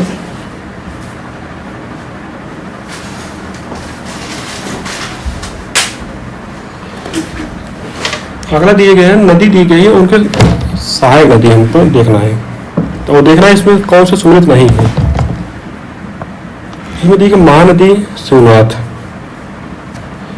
महानदी की सहायक नदी शिवनाथ है। क्या हो जाएगा हमारा, ये हमारा मिल जाएगा आमने सामने। नर्मदा, नर्मदा की सहायक नदी उड़ीसा में भी मिल जाएगा हमारा। पिन्नार, पिन्नार की सहायक नदी जयमंगली, ये हमारा मिल जाएगा। किसड़ा जो है ना, किसड़ा की सहायक नदी हेमावती नहीं है, कावेरी की है। तो विकल्प हमारा डी नहीं सुन रहे थे। अगला प्रश्न हम लोग, पिन्नार जो है ना ये तमिलनाडु में आती है, बंगाल की खाड़ी में गिरती है, ये हो जाएगा हमारा। अगला प्रश्न देते हम लोग, निम्नलिखित में से कौन सा कारक उत्तर पश्चिमी भारत में होने वाली शीतकालीन वर्षा के लिए उत्तरदायी है। इसमें कौन सा उत्तर दिए गए, उष्णकटिबंधीय चक्रवात, दक्षिण पश्चिमी मानसून, उत्तर पूर्वी मानसून, पश्चिमी विक्षोभ। देखिए इसमें हमारा कौन सा हो जाएगा। तो जो उत्तर पश्चिमी होने वाले शीतकालीन वर्षा है ना, इसका जो कारक है पश्चिमी विक्षोभ है। इस तरह हमारा विकल्प डी से हो जाएगा। अगला प्रश्न है इसमें, हिमालय के निम्नलिखित में से किस भाग में करेवा भू आकृति पाई जाती है। इसमें दिए गए पूर्वी हिमालय, उत्तर पूर्वी हिमालय, कश्मीर हिमालय, हिमाचल, उत्तराखंड हिमालय। तो इसमें देखा जाए तो हमारा जो करेवा भू आकृति है ये कश्मीर हिमालय में पाई जाती है, विकल्प हमारा सी से हो जाएगा। और अगला प्रश्न देखते हैं हम लोग, भाबर प्रदेश के संदर्भ में निम्नलिखित कथनों पर विचार कीजिए। दिए गया है कि यह शिवालिक के गिरिपाद में सिंधु से तीस्ता नदी तक विस्तृत है, तो तुम्हारा सही हो जाएगा। इस प्रदेश में अधिकांश नदी भूमिगत हो जाती है, ये भी हमारा सही हो जाएगा। इस क्षेत्र में गहन कृषि नहीं की जाती है ना, क्योंकि यहाँ पर जैसे बड़े बड़े कंकड़ पत्थर पाए जाते हैं, तो वहाँ पर जब नदियाँ विलुप्त हो जाती हैं तो खेती कैसे हो सकती है। तो हमारा तीसरा गलत है, तो क्या हो जाएगा हमारा विकल्प कैसे हो जाएगा। अगला प्रश्न देखते हैं हम लोग,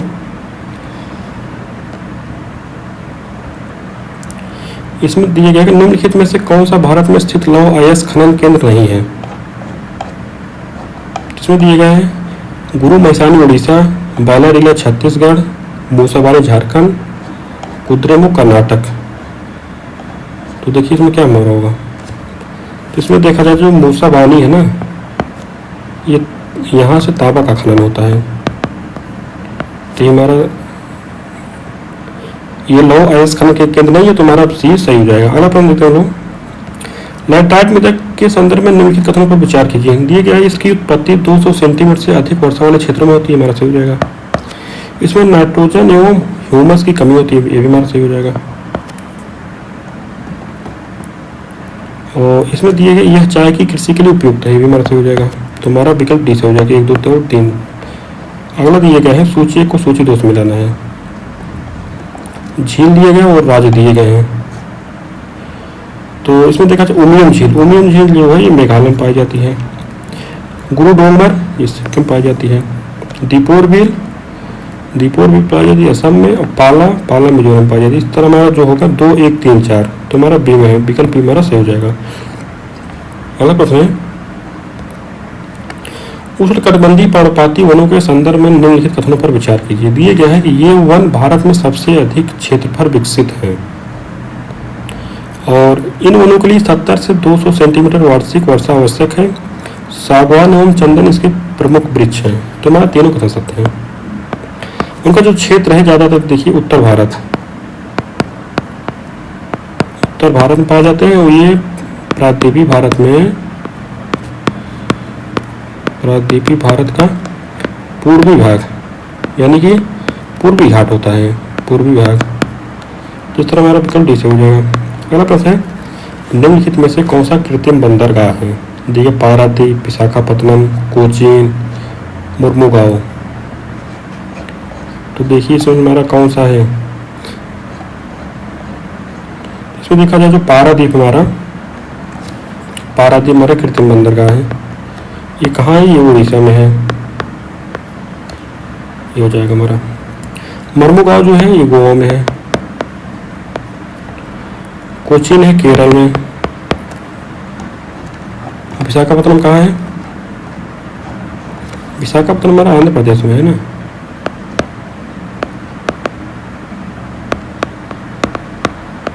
तो हमारा विकल्प ऐसे हो जाएगा। अगला प्रश्न देखते हैं हम लोग, दक्षिण भारत की निम्नलिखित पहाड़ियों को उत्तर से दक्षिण की ओर व्यवस्थित कीजिए तथा नीचे दिए गए कोड का प्रयोग कर सही उत्तर चुनिए।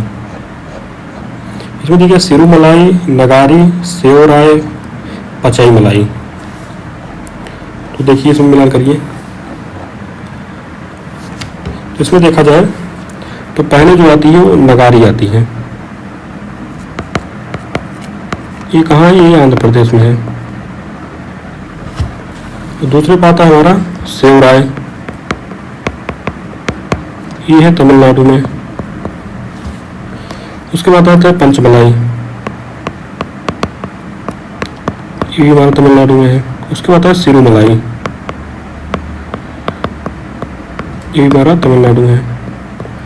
इस तरह हमारा बन रहा है 2 3 4 1, 2 3 4 1 विकल्प सी में, तो विकल्प सी से हो जाएगा।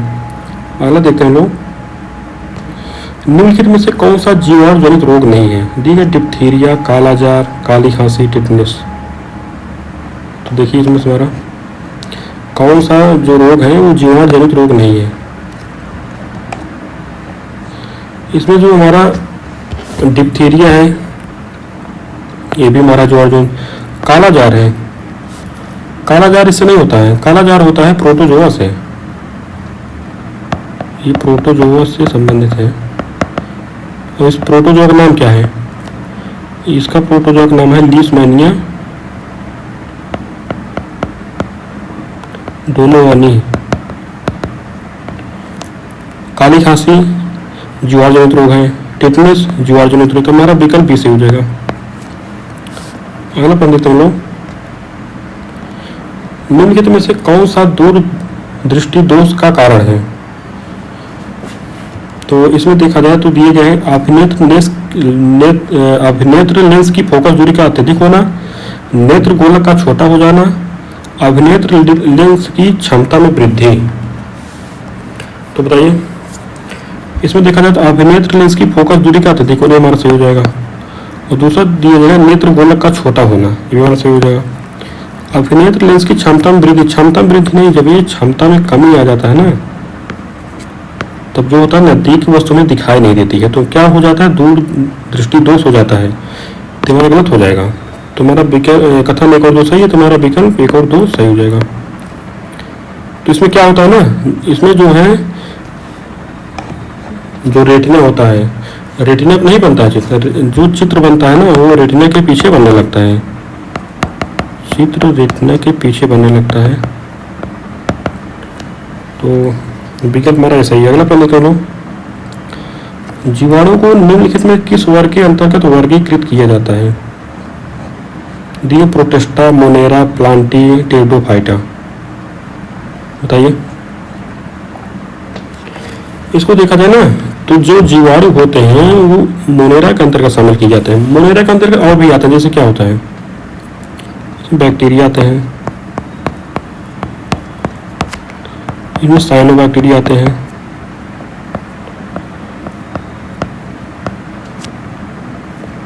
और उसमें आते हैं आर्कियोबैक्टीरिया।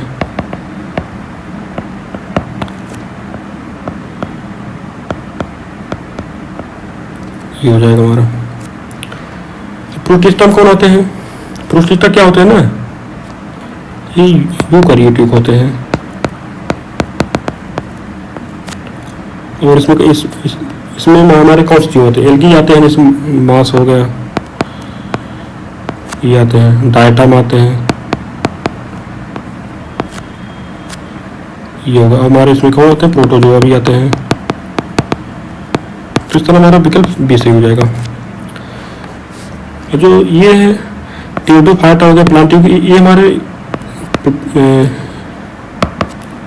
प्लांट से संबंधित है, तो हमारा विकल्प भी सही है। अगला प्रश्न देखते हैं हम लोग, निम्नलिखित में से किस पादप हार्मोन को वृद्धि रोधी हार्मोन के रूप में जाना जाता है? दिए गए जिब्रेलिन, साइटोकाइनिन, एब्सिसिक अम्ल, एथिलीन। तो बताइए। तो इसमें देखा जाए हमारा जो एब्सिसिक अम्ल है यही इसको ही वृद्धि रोधी हार्मोन किया जाता है। ये क्या कहता है? बीज को सुसुप्त अवस्था में रखे रहता है, तो विकल्प हमारा सी से हो जाएगा ना। साइटोकाइनिन क्या होता है? ये जो साइटोकाइनिन होता है ना ये कोशिका विभाजन को प्रेरित करता है, कोशिका विभाजन प्रेरित करता है। इथिलीन क्या है? ये फलों को पकाता है, फलों को पकाने के लिए हार्मोन है, फलों को पकाता है। जिब्रेलिन क्या करता है? जिब्रेलिन करता है ये बीज रहित फल के लिए प्रेरित करता है, बीज रहित फल। तो इस तरह हमारा विकल्प सी से हो जाएगा। अगला प्रश्न कर लो, ये दिए गए निम्नलिखित पर विचार कीजिए। दिए गए शरीर, सिर, वक्ष तथा उदर में विभाजित खुला परिसंचरण तंत्र मल पीगी नलिका द्वारा उत्सर्जन होता है। तो किससे संबंधित है? कौन से ये प्राणी जगत है? Annelida, Mollusca, arthropoda, chordata. तो ये देखा जाए ना तो आर्थ्रोपोडा संबंधित है। मोलस्का क्या होता है? Annelida, Mollusca, chordata. एनिलिडा क्या होता है? एनिलिडा में से हमारे होते हैं केचुआ वगैरह आते हैं, केचुआ हो गए, जोंक वगैरह हो गई। मोलस्का में ऐसे आते हैं कि जिनके ऊपर से एक है कैल्शियम कार्बोनेट की जो खोल पाई जाती है ऊपर। इनके अंदर क्या होता है? जैसे कछुआ हो गए आते हैं, कछुआ होता है, घोगा होता है, सीपी होते हैं, ये होता है। कार्बोनेटा कौन होता है? कार्बोनेटा जो होता है ये इसमें कई जगत हैं, जैसे मत्स्य वर्ग हो गया, सर्प वगैरह हो गया, उभयचर आ गए, मानव आ गए, स्तनी आ गए। तो ये होता है हमारा। तो इस तरह हमारा विकल्प सी से हो जाएगा।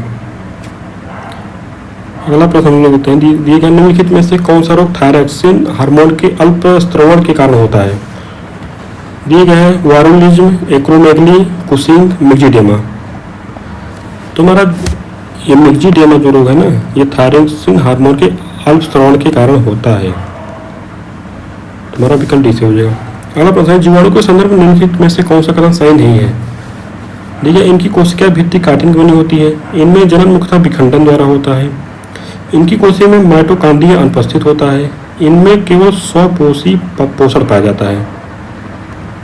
तो बताइए इसमें कौन सा हो जाएगा? तो इसमें देखिए पहला कथन हमारा सही है, कोशिका भित्ति काटिन बनी होती है, जन्म मुख्यतः विखंडन द्वारा होता है, कोशिका में माइटोकॉन्ड्रिया अनुपस्थित होते हैं, हमारा सही है। इनमें केवल स्वपोषी नहीं पाया जाता भैया, इनमें पाया जाता है परपोषी के गुण। तो ये हमारा गलत हो जाएगा, और मैं गलत ही बता रहा तो ये हमारा सही हो जाएगा। अगला देखते हैं लोग, कवक दिया गया है, उनके उपयोग दिए, इसमें देखा है कौन सा हमारा सही सुमेलित है? सैकरोमाइसीस सेरेमेसी। तो सही सुमेलित देखा जाए ना तो बेकरी उद्योग में होता है इसका उपयोग। और एस्परजिलस नाइजर साइट्रिक अम्ल उत्पादन, तो इन एस्परजिलस नाइजर नहीं होता है, एस्परजिलस होता है बस। एस्परजिलस का यूज होता है साइट्रिक अम्ल के उत्पादन में होता है। और एगरिकस जो होता है ना, एगरिकस का जो यूज होता है ये मशरूम उत्पादन में होता है। एस्परजिलस होता है चीज उद्योग में। इस तरह हमारा विकल्प यही सुमेलित है, तो विकल्प हमारा ऐसा ही हो जाएगा। अगला है, जंतु विज्ञान के निम्नलिखित में से किस शाखा के अंदर कीट पतंगों का अध्ययन किया जाता है? तो कीट पतंगों जो अध्ययन किया जाता है वो एंटोमोलॉजी, आप सभी लोग जानते हैं, तो एंटोमोलॉजी का होता है, तो हमारा सही हो जाएगा। और निम्नलिखित, अगला प्रश्न, निम्नलिखित में से किस विटामिन की कमी से रक्ताल्पता नामक रोग हो जाता है? Vitamin B2, vitamin B6, vitamin B9, vitamin B12। तो जो रक्ताल्पता नामक बीमारी होती है ना, ये विटामिन B12 में होता है, और इसका नाम क्या है? इसका वैज्ञानिक नाम है साइनोकोबालमिन।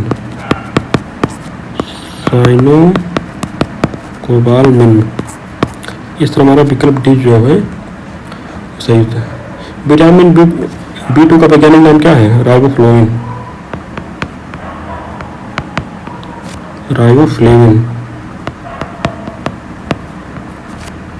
Vitamin B6 पाइरिडॉक्सिन।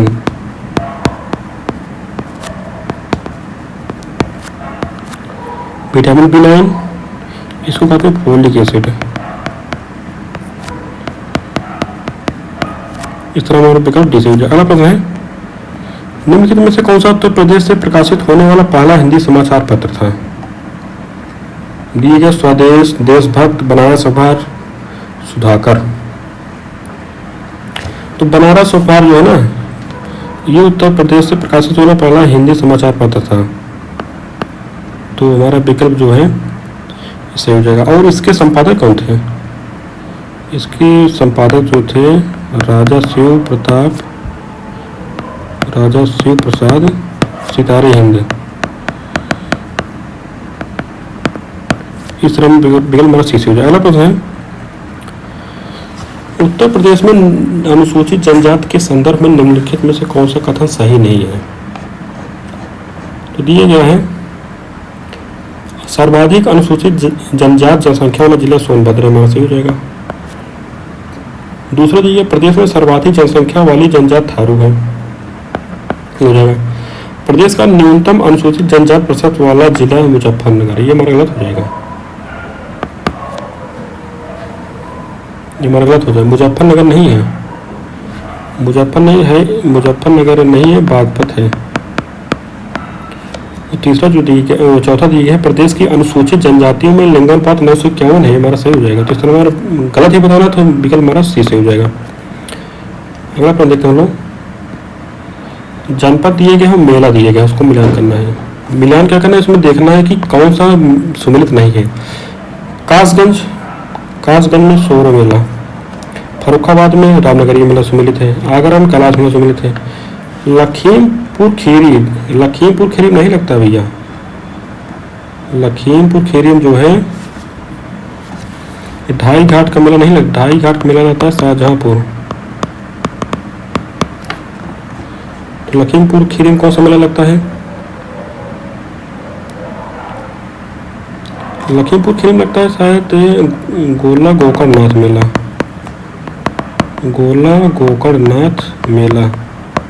तो विकल्प हमारा जो सम्मिलित नहीं हमारा डी है, तो हमारा डी सही हो जाएगा। अगला प्रश्न हम लोग देखते हैं, एक सेकंड। अगला प्रश्न है, निम्नलिखित में से कौन सा उत्तर प्रदेश का सर्वाधिक वन क्षेत्रफल वाला जनपद है? तो दिए गए मिर्जापुर, चंदौली, चित्रकूट, पीलीभीत। तो इसमें जो हमारा हो जाएगा ना, ये मिर्जापुर हो जाएगा विकल्प के हिसाब से। बाकी तो सबसे ज्यादा जो है वो पाया जाता है सोनभद्र में, सोनभद्र के बाद में खीरी बाद है मिर्जापुर, लेकिन विकल्प में जो है मिर्जापुर दिए गए हैं। इस तरह विकल्प हमारा ऐसे हो जाएगा। अगला प्रश्न है, उत्तर प्रदेश में राज्य के वित्तीय लेन देन में पारदर्शिता लाने हेतु निम्नलिखित में से किस पोर्टल का प्रयोग किया जाता है? लोकवाणी, कोषवाणी, दर्पण, व्यास, बताइए। तो इसमें देखा जाए कोषवाणी का प्रयोग होता है। तो अगला दिया गया है, निम्नलिखित में से कौन सी सिंचाई परियोजना उत्तर प्रदेश में अवस्थित नहीं है? दी गया मौदाहाबाद परियोजना, बरगीबाद परियोजना, कन्हार सिंचाई परियोजना, कचनौदाबाद परियोजना। तो बताइए इसमें से कौन सा है उत्तर प्रदेश से संबंधित नहीं है? मौदाबाद जो है उत्तर प्रदेश में है। ये कहाँ है? ये बिरमा नदी पे है ना, बिरमा नदी पे हमीरपुर में है। बरगीबाद परियोजना, जो बरगी है ये जबलपुर में है, मध्य प्रदेश में है। कन्हार सिंचाई परियोजना ये कहाँ है? कन्हार नदी पे है ना,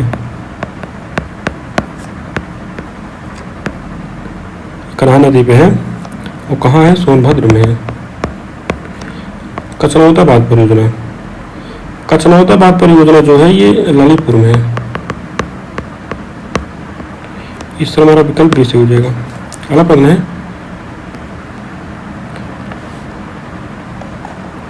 ये दिए गए उत्तर प्रदेश सरकार द्वारा संचालित निम्नलिखित योजनाओं को उनके प्रारंभ वर्ष के अनुसार आरोही क्रम में व्यवस्थित कीजिए तथा नीचे दिए के कूट का प्रयोग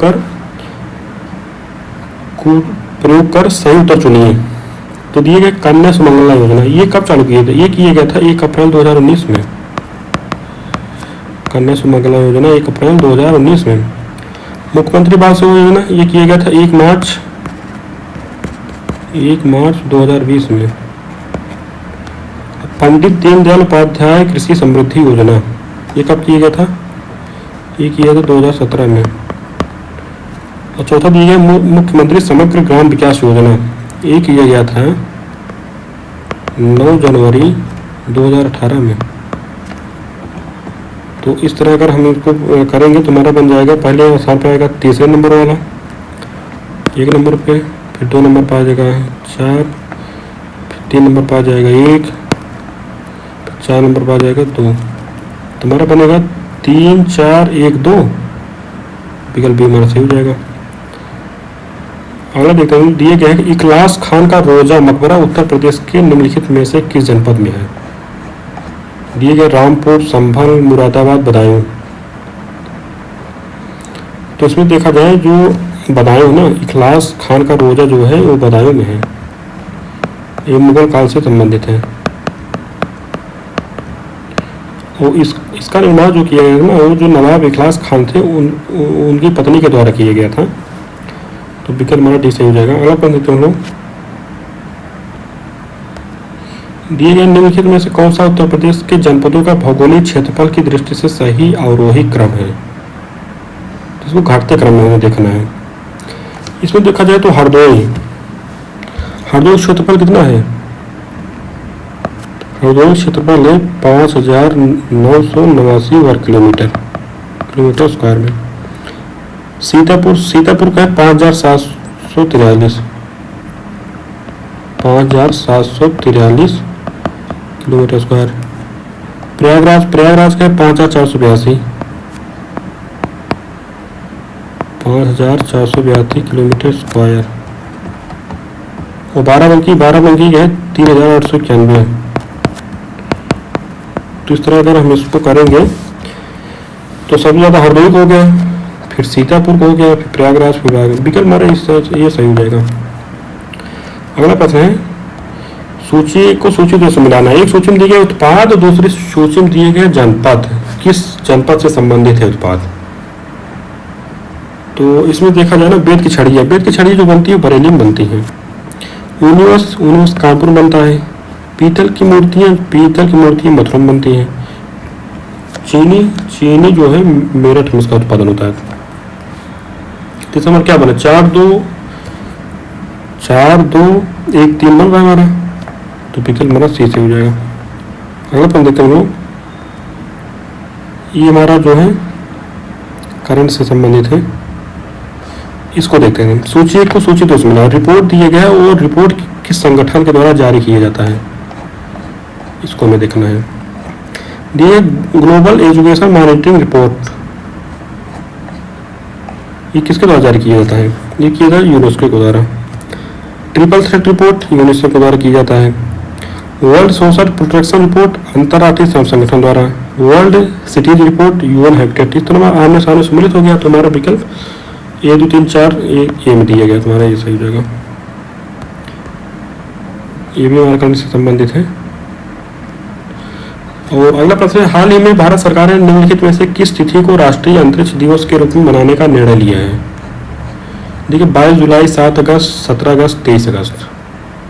तो देखा जाए ना 23 अगस्त को मनाने का निर्णय लिया है। अगला प्रश्न है, युद्ध अभ्यास दिए गए और संबंधित देश दिए गए हैं। तो इसमें देखा जाए तो कौन सा संबंध शोधित नहीं है? हैंड इन हैंड, ये तो भारत चीन से संबंधित है। कोप इंडिया भारत रूस नहीं संबंधित, ये भारत और यूएसए से संबंधित है, ये हमारा नहीं संबंधित है। समुद्र शक्ति भारत इंडोनेशिया, इक्वेटोरियल भारत मालदीव, विकल्प हमारा पीछे हो जाएगा। अगला प्रश्न देखते हैं, दिए गया है कि उत्तरी अटलांटिक संधि संगठन के संदर्भ में इसमें नाटो के संबंध में दिए गए कथन बताना है कौन से सही है। दिए गए इसका संगठन वाशिंगटन संधि के अंतर्गत किया गया, ये भी हमारा सही हो जाएगा, ये तो हमारा सही कथन है। तो दूसरा कथन, किसी भी यूरोपीय देश द्वारा इसकी सदस्यता प्राप्त की जा सकती है, भी हमारा सही हो जाएगा, प्राप्त की जा सकती है। और तीसरा कथन दिया, उत्तरी मैसेडोनिया को इसके 31वें सदस्य के रूप में शामिल किया गया है। तो 31वें सदस्य के रूप नहीं भैया, इनको 30वें, और 31वें में कौन था? 31वें में था फिनलैंड। तो हमारा तीसरा कथन गलत हो जाता है, हमारा विकल्प सही हो जाएगा ये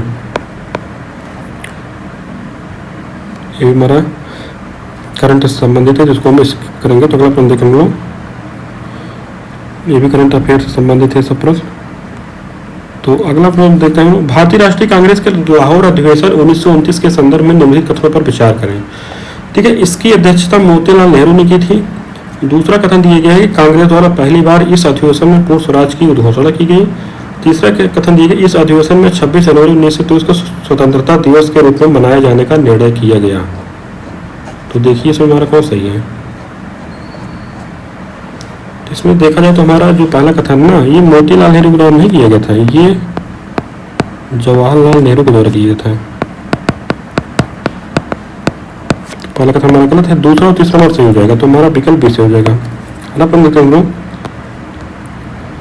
निम्नलिखित में से कौन सा नेहरू रिपोर्ट के संदर्भ में सही नहीं है। पहला दिया गया सांप्रदायिक चुनाव पद्धति का समर्थन। दूसरा दिया गया है अल्पसंख्यकों को जनसंख्या के आधार पर आरक्षण। तीसरा दिया गया केंद्र तथा प्रांतों में पूर्ण प्रादेशिक स्वायत्तता। और चौथा दिया गया भाषाई आधार पर राज्यों का गठन। तो इसमें से हमारा कौन सा सही हो जाएगा। इसमें हमें देखना है कि कौन सा सही नहीं है नेहरू रिपोर्ट के संबंध में। इनमें देखा जाए ना, जो सांप्रदायिक चुनाव पद्धति है इसका समर्थन नहीं किया गया था, जो लिया गया था 1909 में पार्लियामेंट सुधार के तहत, तो इसको उन्होंने समर्थन नहीं दिया गया था, इसको उन्होंने इसका विरोध किया गया था। तो विकल्प हमारा ये सही हो जाएगा। अगला प्रश्न है, युद्ध दिया गया है और गवर्नर वायसराय जो इससे संबंधित है उनको दिए गए, तो इसमें देखा जाए तो इसमें बताना कौन सा हमारा सुमेलित है। तो इसमें देखा जाए तो प्रथम आंग्ल नेपाल युद्ध लॉर्ड हेस्टिंग के संबंध में होता है। एक कब हुआ था, ये 1814 में 1814-16। द्वितीय आंग्ल मराठा युद्ध ब्रेजिली 1803 से 1805 के मध्य हुआ था। और तृतीय आंग्ल मैसूर युद्ध कॉर्नवालिस, ये कब हुआ था, 1790 से 1792 के बीच में होता ना। और प्रथम आंग्ल बर्मा युद्ध ये कब हुआ था, ये हुआ था 1824 से 1826 के मध्य, लेकिन आकलन नहीं थे, ये थे गवर्नर जनरल लॉर्ड एमहर्स्ट थे, तो ये हमारा चौथा नहीं सुमिलित है। तो 1, 2, 3 हमारा सुमिलित है, तो हमारा विकल्प सी से हो जाएगा। अगला प्रश्न देखते हैं हम लोग, देखिए निम्नलिखित में से कौन अखिल भारतीय ट्रेड यूनियन के प्रथम अध्यक्ष थे। कौन थे अखिल भारतीय ट्रेड यूनियन, इसकी स्थापना जो की गई थी ना, ये की गई थी 1920 में। और किसके द्वारा की गई था, एन जोशी। और जो उनके प्रथम अध्यक्ष थे वो थे लाला लाजपत राय। तो विकल्प हमारा डी से हो जाएगा। अगला प्रश्न है, दिए गया है कि निम्नलिखित विद्रोहों को कालक्रमानुसार व्यवस्थित कीजिए तथा नीचे दिए गए कोड का प्रयोग कर सही उत्तर चुनिए। दिए गए अहोम विद्रोह, बुंदेला विद्रोह, ग्वालियर विद्रोह, रामोसी विद्रोह। अहोम विद्रोह कब हुआ था, अहोम विद्रोह हुआ था, ये असम का विद्रोह है, ये था 1828 में। बुंदेला विद्रोह ये हुआ था 1835 में। ये कहाँ हुआ था, ये हुआ था एमपी में, मध्य प्रदेश में। पोलगेर विद्रोह जो हुआ था ना, ये हुआ था 1795 से 1805 में हुआ था। और कहाँ हुआ था, ये हुआ था जैसे वहाँ पर दक्षिण भारत में हुआ था ना। रामोसी विद्रोह हुआ था ये 1822 में।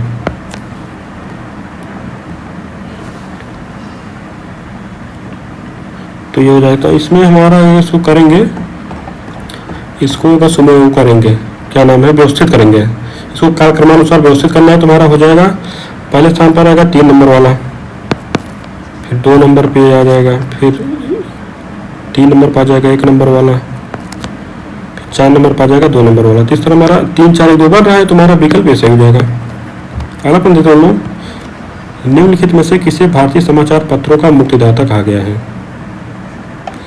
दिए गए Lord Hastings, Charles Metcalfe, William Bentinck, TB Macaulay. तो बताइए इसमें दिए गए चार्ल्स मेटकाफ जो थे, इनको भारतीय समाचारों का मुक्तिदाता कहा जाता है। ये हो जाए। तो देखा जाए तो ना, लॉर्ड हेस्टिंग जो थे, lord Hasting, TB Macaulay, William Bentinck, ये भी जो थे ये समाचार पत्र, जो भारतीय समाचार पत्र थे ना, इनके प्रति क्या थे, उदारता का परिचय देते थे। ये बहुत ज्यादा कठोर मतलब नहीं करते थे, तो लेकिन जो मुक्तिदाता थे वो चास मिटखाप थे।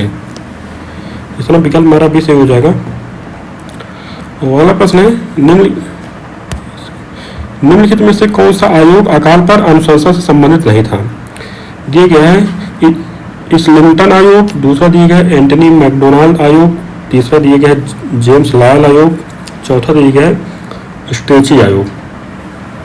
बताइए, इसमें देखा जाए ना तो इस्लिंगटन जो आयोग है ये आया था 1912 में। ये क्या था, ये भारतीय लोक सेवा आयोग से संबंधित था।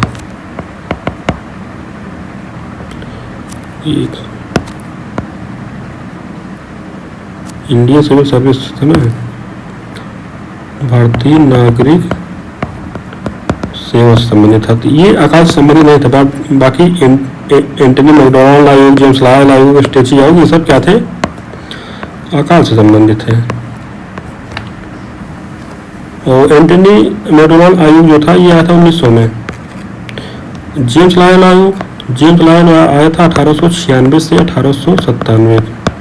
स्ट्रेची आयोग कब आया था, ये आया था 1878 से 80 में। और इसी आयोग की अनुशंसा पर जो होता है अकाल कोष की स्थापना की गई थी।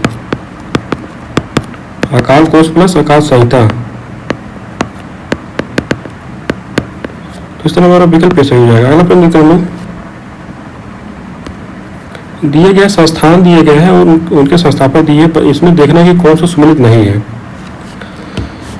कलकत्ता मदरसा, तो इसके संस्थापक जो थे वारेन हेस्टिंग्स थे।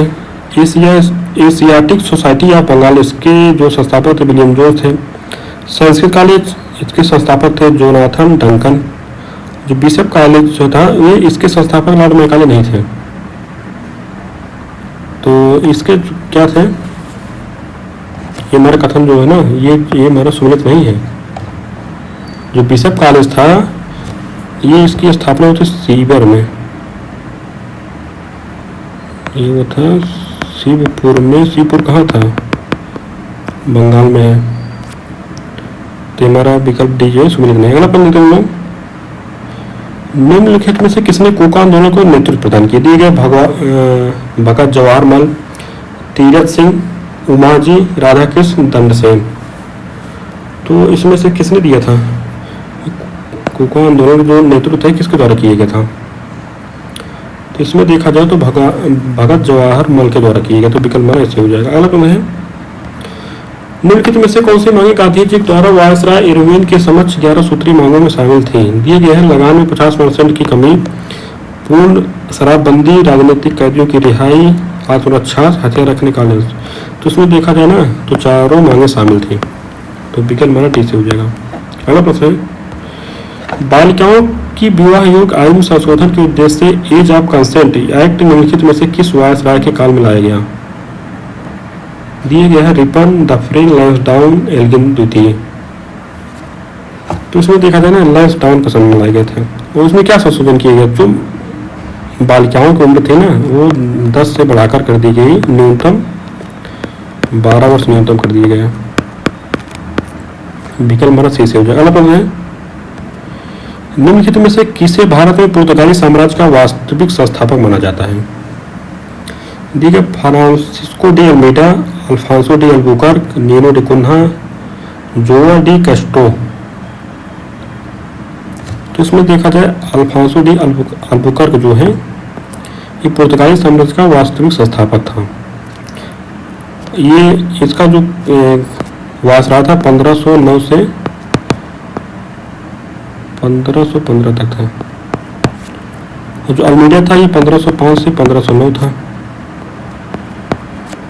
और नीनो डी कुन्हा ये था 1529 से 1538 तक। तो इस तरह में हमारा विकल्प बी से हो जाएगा। अगला प्रश्न देते हैं,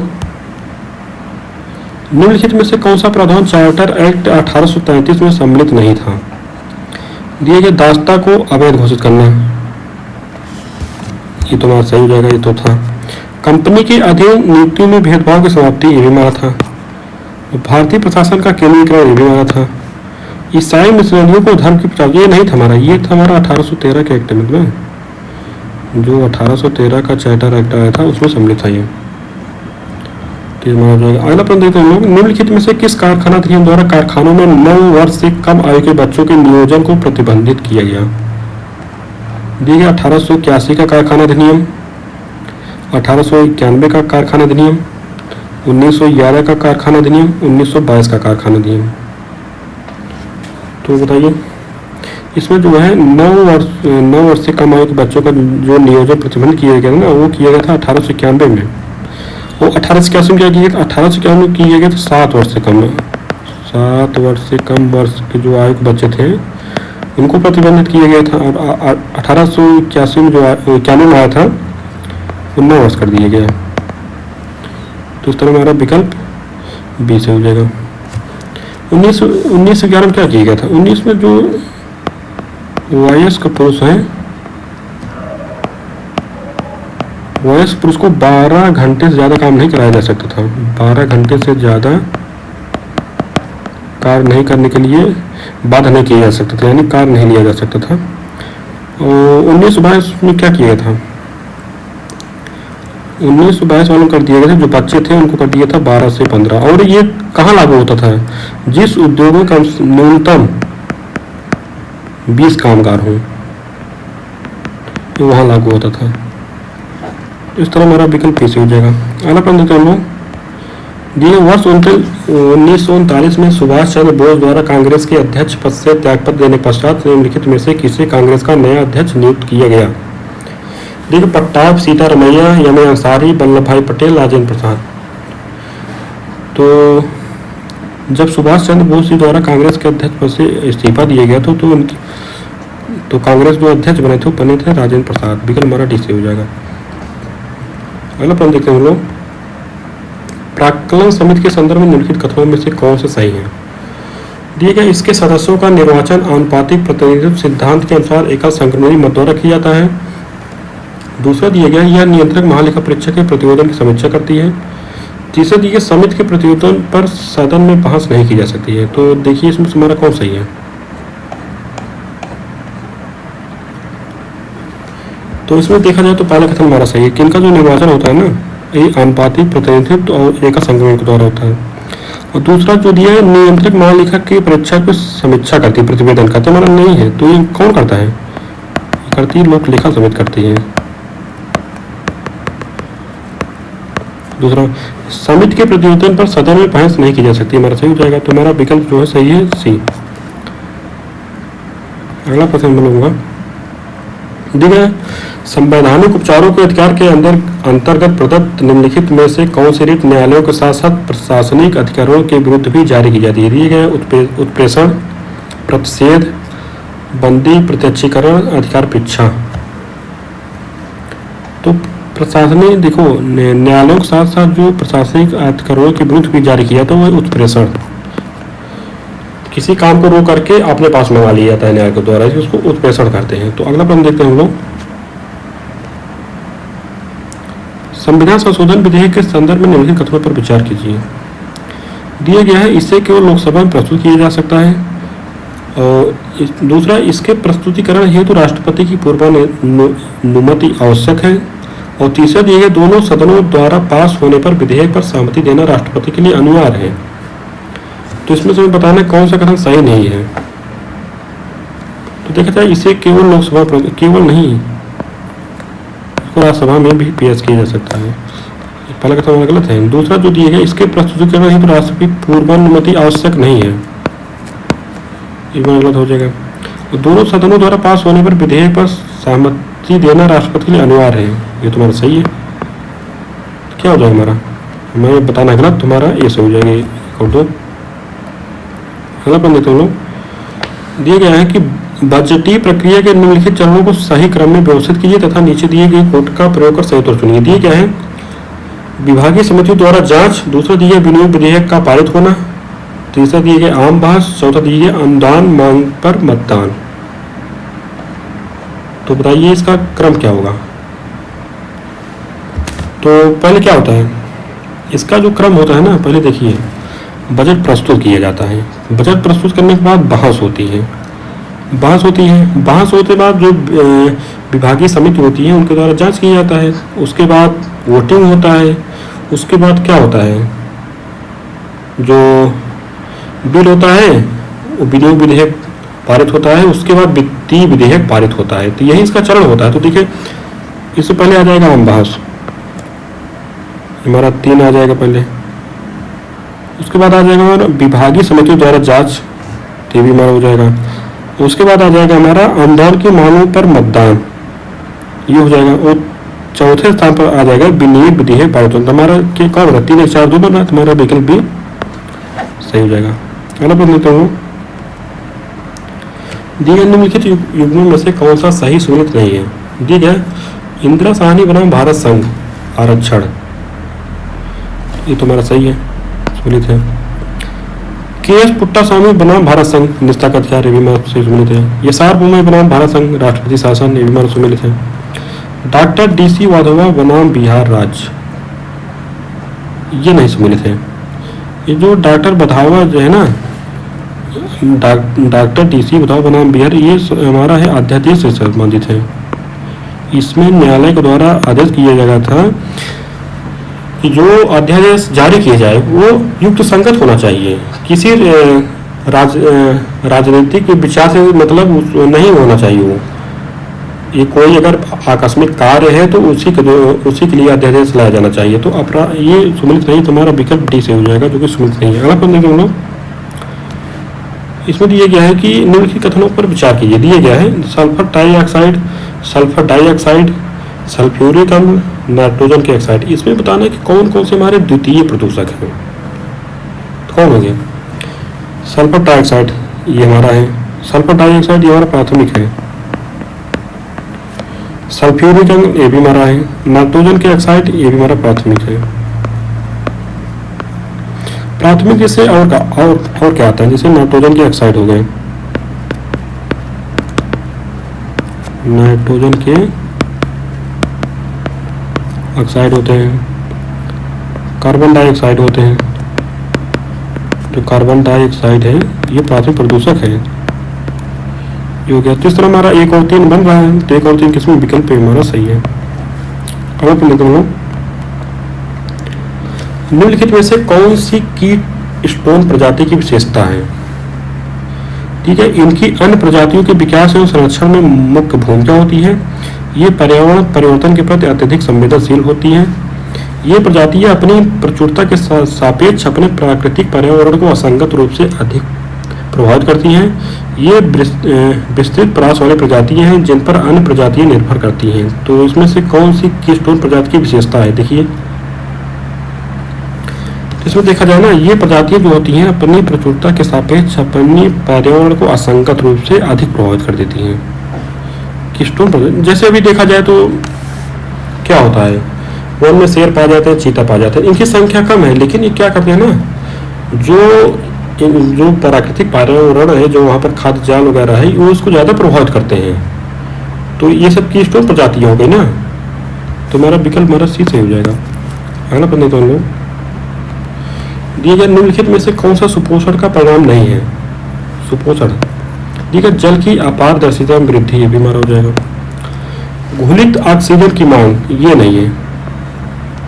घुलित ऑक्सीजन की मांग में कमी नहीं होती है, ये अधिक हो जाती है, मांग बढ़ जाती है। मांग इसलिए बढ़ जाती है क्योंकि वहाँ पर ज़्यादा जलीय हो जाते हैं, वहाँ पर पौधे आ जाते हैं, तो अब मांग तो अधिक हो जाती है लेकिन ऑक्सीजन में कमी आती है। तो यही हमारा जो है ये परिणाम नहीं, तुम्हारा यही सही हो जाएगा, इसमें बताना है। तो विकल्प भी हमारा सही हो जाएगा। अगला प्रश्न है, निम्नलिखित में से किस संगठन की स्थापना पर्यावरण संरक्षण अधिनियम 1986 के अंतर्गत की गई है। इसमें दिए गए राष्ट्रीय हरित अधिकरण, केंद्रीय प्रदूषण नियंत्रण बोर्ड, जेनेटिक इंजीनियरिंग मूल्यांकन समिति, भारतीय वन्यजीव संस्थान। तो देखिए इसमें कौन सा हमारा सही होगा। तो इसमें देखा जाए ना, जो जेनेटिक इंजीनियरिंग मूल्यांकन समिति है, इसकी स्थापना जो हुई थी पर्यावरण संरक्षण अधिनियम 1986 के अंदर, और इसकी स्थापना कब हुई थी, 1990 में किया गया था इसकी स्थापना, 1990। तो हमारा विकल्प से हो जाएगा। अगला प्रश्न है, निम्नलिखित में से किन प्रजातियों को IUCN द्वारा प्रकाशित रेड डाटा बुक में गंभीर संकटग्रस्त श्रेणी में रखा गया है। दिए गए हैं ग्रेट इंडियन बस्टर्ड, बैक्टीरियन ऊंट, गंगा नदी डॉल्फिन, घड़ियाल।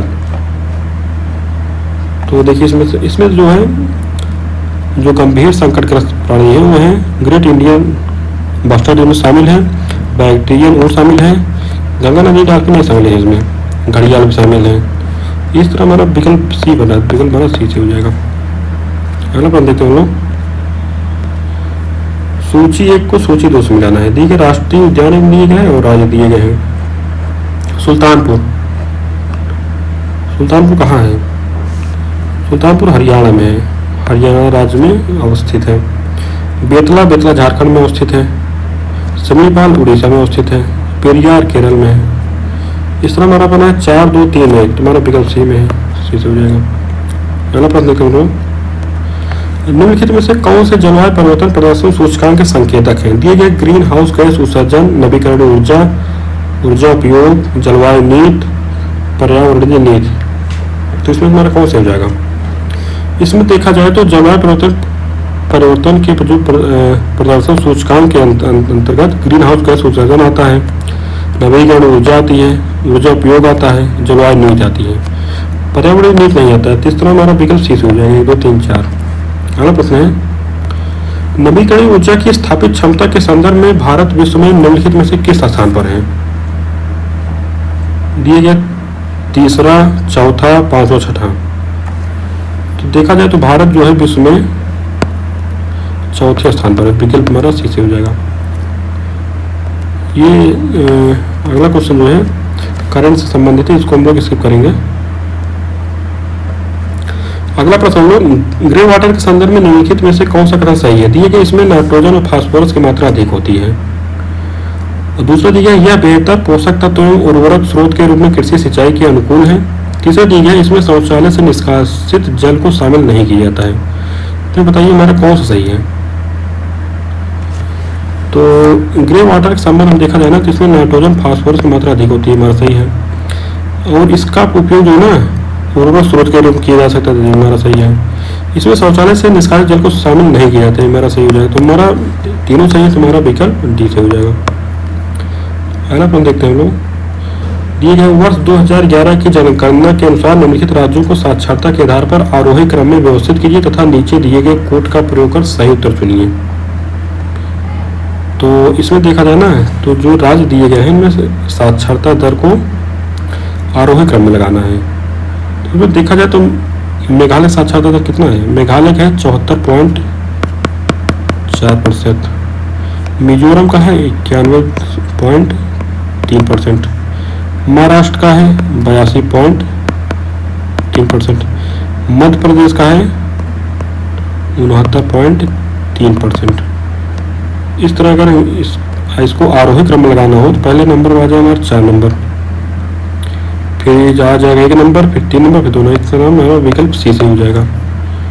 अगला प्रश्न है 2011 की जनगणना के अनुसार उत्तर प्रदेश के निम्नलिखित में से किस जनपद में महिला साक्षरता सर्वाधिक है? तो इसमें देखा जाए ना तो कानपुर नगर की है, तुम्हारा विकल्प भी सही हो जाएगा। अगला प्रश्न देखते हैं वर्ष 2001 से 2011 के अवधि में उत्तर प्रदेश में शिशु लिंगानुपात में कितने अंकों की कमी हुई है? तो इसमें कमी बताना है। तो इसमें देखा जाए ना जो कमी आई है वो आई है लगभग 14 पॉइंट की।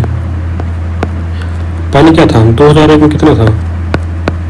2001 में था हमारा 916। 2011 में कितना हो गया? 902 हो गया। ये तो शिशु लिंगानुपात है। अगर जैसे हम देखा जाए तो वयस्क लिंगानुपात कितना है? 2011 में कितना है? 2011 में है 912। 2001 में कितना था? 898 था। तो 2011 में बढ़ा है, वयस्क लिंगानुपात बढ़ा है जबकि शिशु लिंगानुपात कम हुआ है। तो हमारा क्या हो जाएगा? विकल्प हमारा ऐसे हो जाएगा। अगला प्रश्न देखते हैं। वर्ष 2011 की जनगणना के अनुसार निम्नलिखित में से किस राज्य में अनुसूचित जाति की जनसंख्या सर्वाधिक है? दिए गए पंजाब, केरल, मध्य प्रदेश, उत्तर प्रदेश। तो देखा जाए ना तो जो अनुसूचित जाति है उसकी सर्वाधिक जनसंख्या जो उत्तर प्रदेश में पाई जाती है, और प्रतिशत के हिसाब से देखा जाए तो सर्वाधिक जो जनसंख्या पंजाब में पाई जाती है। तो इस तरह हमारा विकल्प डी से हो जाएगा। अगला प्रश्न है, वर्ष 2011 की जनगणना के अनुसार कौन सा धार्मिक समुदाय साक्षरता की दृष्टि से शीर्ष स्थान पर है? दिए गए ईसाई, जैन, सिख, बौद्ध। तो इसमें देखा जाए ना जो सिख धर्म है इसमें साक्षरता दर सर्वाधिक है। अगला प्रश्न दिया गया, वर्ष 2001 से 2011 की अवधि में उत्तर प्रदेश की 10 की जनसंख्या वृद्धि दर कितने % रही है? तो इसमें देखा जाए तो 20.22% है। तो हमारा विकल्प हमारा सी सही हो जाएगा, बी सही हो जाएगा। अगला प्रश्न हम लोग देखेंगे, वर्ष 2011 की जनगणना के अनुसार निम्नलिखित में से कौन सा उत्तर प्रदेश का सर्वाधिक जनसंख्या वाला जनपद है? दिए गए आजमगढ़, लखनऊ, कानपुर नगर, वाराणसी। इसमें देखा जाए ना तो आजमगढ़ है हमारा। और अगर पूरा देखा जाए उत्तर प्रदेश में तो पहले नंबर पर आता है प्रयागराज, दूसरे नंबर पर आता है मुरादाबाद, तीसरे नंबर पर आता है गाजियाबाद, चौथे नंबर पर आता है आजमगढ़, पांचवें नंबर पर आता है लखनऊ। ये तो अधिकतम हो गया। अगर न्यूनतम जनसंख्या देखो तो क्या होगा? न्यूनतम है महोबा, महोबा के बाद आता है क्या? चित्रकूट, चित्रकूट के बाद हमीरपुर, तो श्रावस्ती, उसके बाद आता है ललितपुर। ये हो गया। अब महिलाओं की जनसंख्या के हिसाब से देखा जाए तो महिलाओं की सर्वाधिक जनसंख्या कहाँ है? प्रयागराज में है, ये अधिकतम है। प्रयागराज हो गया, आजमगढ़, जौनपुर। इस तरह क्या हो जाएगा? हमारा विकल्प ऐसे हो जाएगा। अगला प्रश्न लेते हैं, वर्ष 2011 की जनगणना के अनुसार उत्तर प्रदेश में पुरुष साक्षरता दर निम्नलिखित में से कितनी है? तो पुरुष इसमें दिए गया है तो इसके हिसाब से तो जो पुरुष की जनसंख्या ना, पुरुष की जनसंख्या जो है ये है 77.3%। तो विकल्प हमारा सी हो जाएगा। और टोटल देखा जाए तो टोटल है 67.7%। महिलाओं कितना है? महिलाओं का है 57.2%। अगला प्रश्न देखते हैं हम लोग, वर्ष 2011 की जनगणना के अनुसार निम्नलिखित में से कौन सा उत्तर प्रदेश का सर्वाधिक ग्रामीण जनसंख्या प्रतिशत वाला जनपद है? तो इसमें दिया प्रतापगढ़, कुशीनगर, महाराजगंज, श्रावस्ती। तो इसमें देखा जाए ना तो श्रावस्ती हो जाएगा, विकल्प डी से हो जाएगा। अगला प्रश्न देखते हैं, वर्ष 2011 की जनगणना के अनुसार उत्तर प्रदेश के निम्नलिखित में से किस जनपद में शिशु लिंगानुपात अधिकतम है? दिए गए बलरामपुर, संत कबीर नगर, बाराबंकी, बहराइच। तो इसमें हो जाएगा हमारा बलरामपुर। बलरामपुर जो है ना शिशु लिंगानुपात अधिकतम है, तो विकल्प हमारा इससे हो जाएगा। तो आगे हमारे करंट के क्वेश्चन दिए गए हैं। तो करंट के क्वेश्चन को ये सब पुराने क्वेश्चन हैं, तो इस समय इनको सॉल्व करने का कोई फायदा नहीं है, तो इसलिए हम लोग इस करंट के क्वेश्चन को स्किप करेंगे। तो इस तरह से हमारा लगभग 150 क्वेश्चन कंप्लीट हो गया है। आगे भी हम लोग इसको सॉल्व करते रहेंगे, और इसके जो क्वेश्चन है बहुत अच्छे हैं, और इनका सॉल्व जो दिया गया है बिल्कुल नोट्स टाइप का दिया गया है। तो इससे हम लोगों को बहुत फायदा मिलेगा अगर इसको सॉल्व करेंगे तो। ठीक है, देखने के लिए धन्यवाद।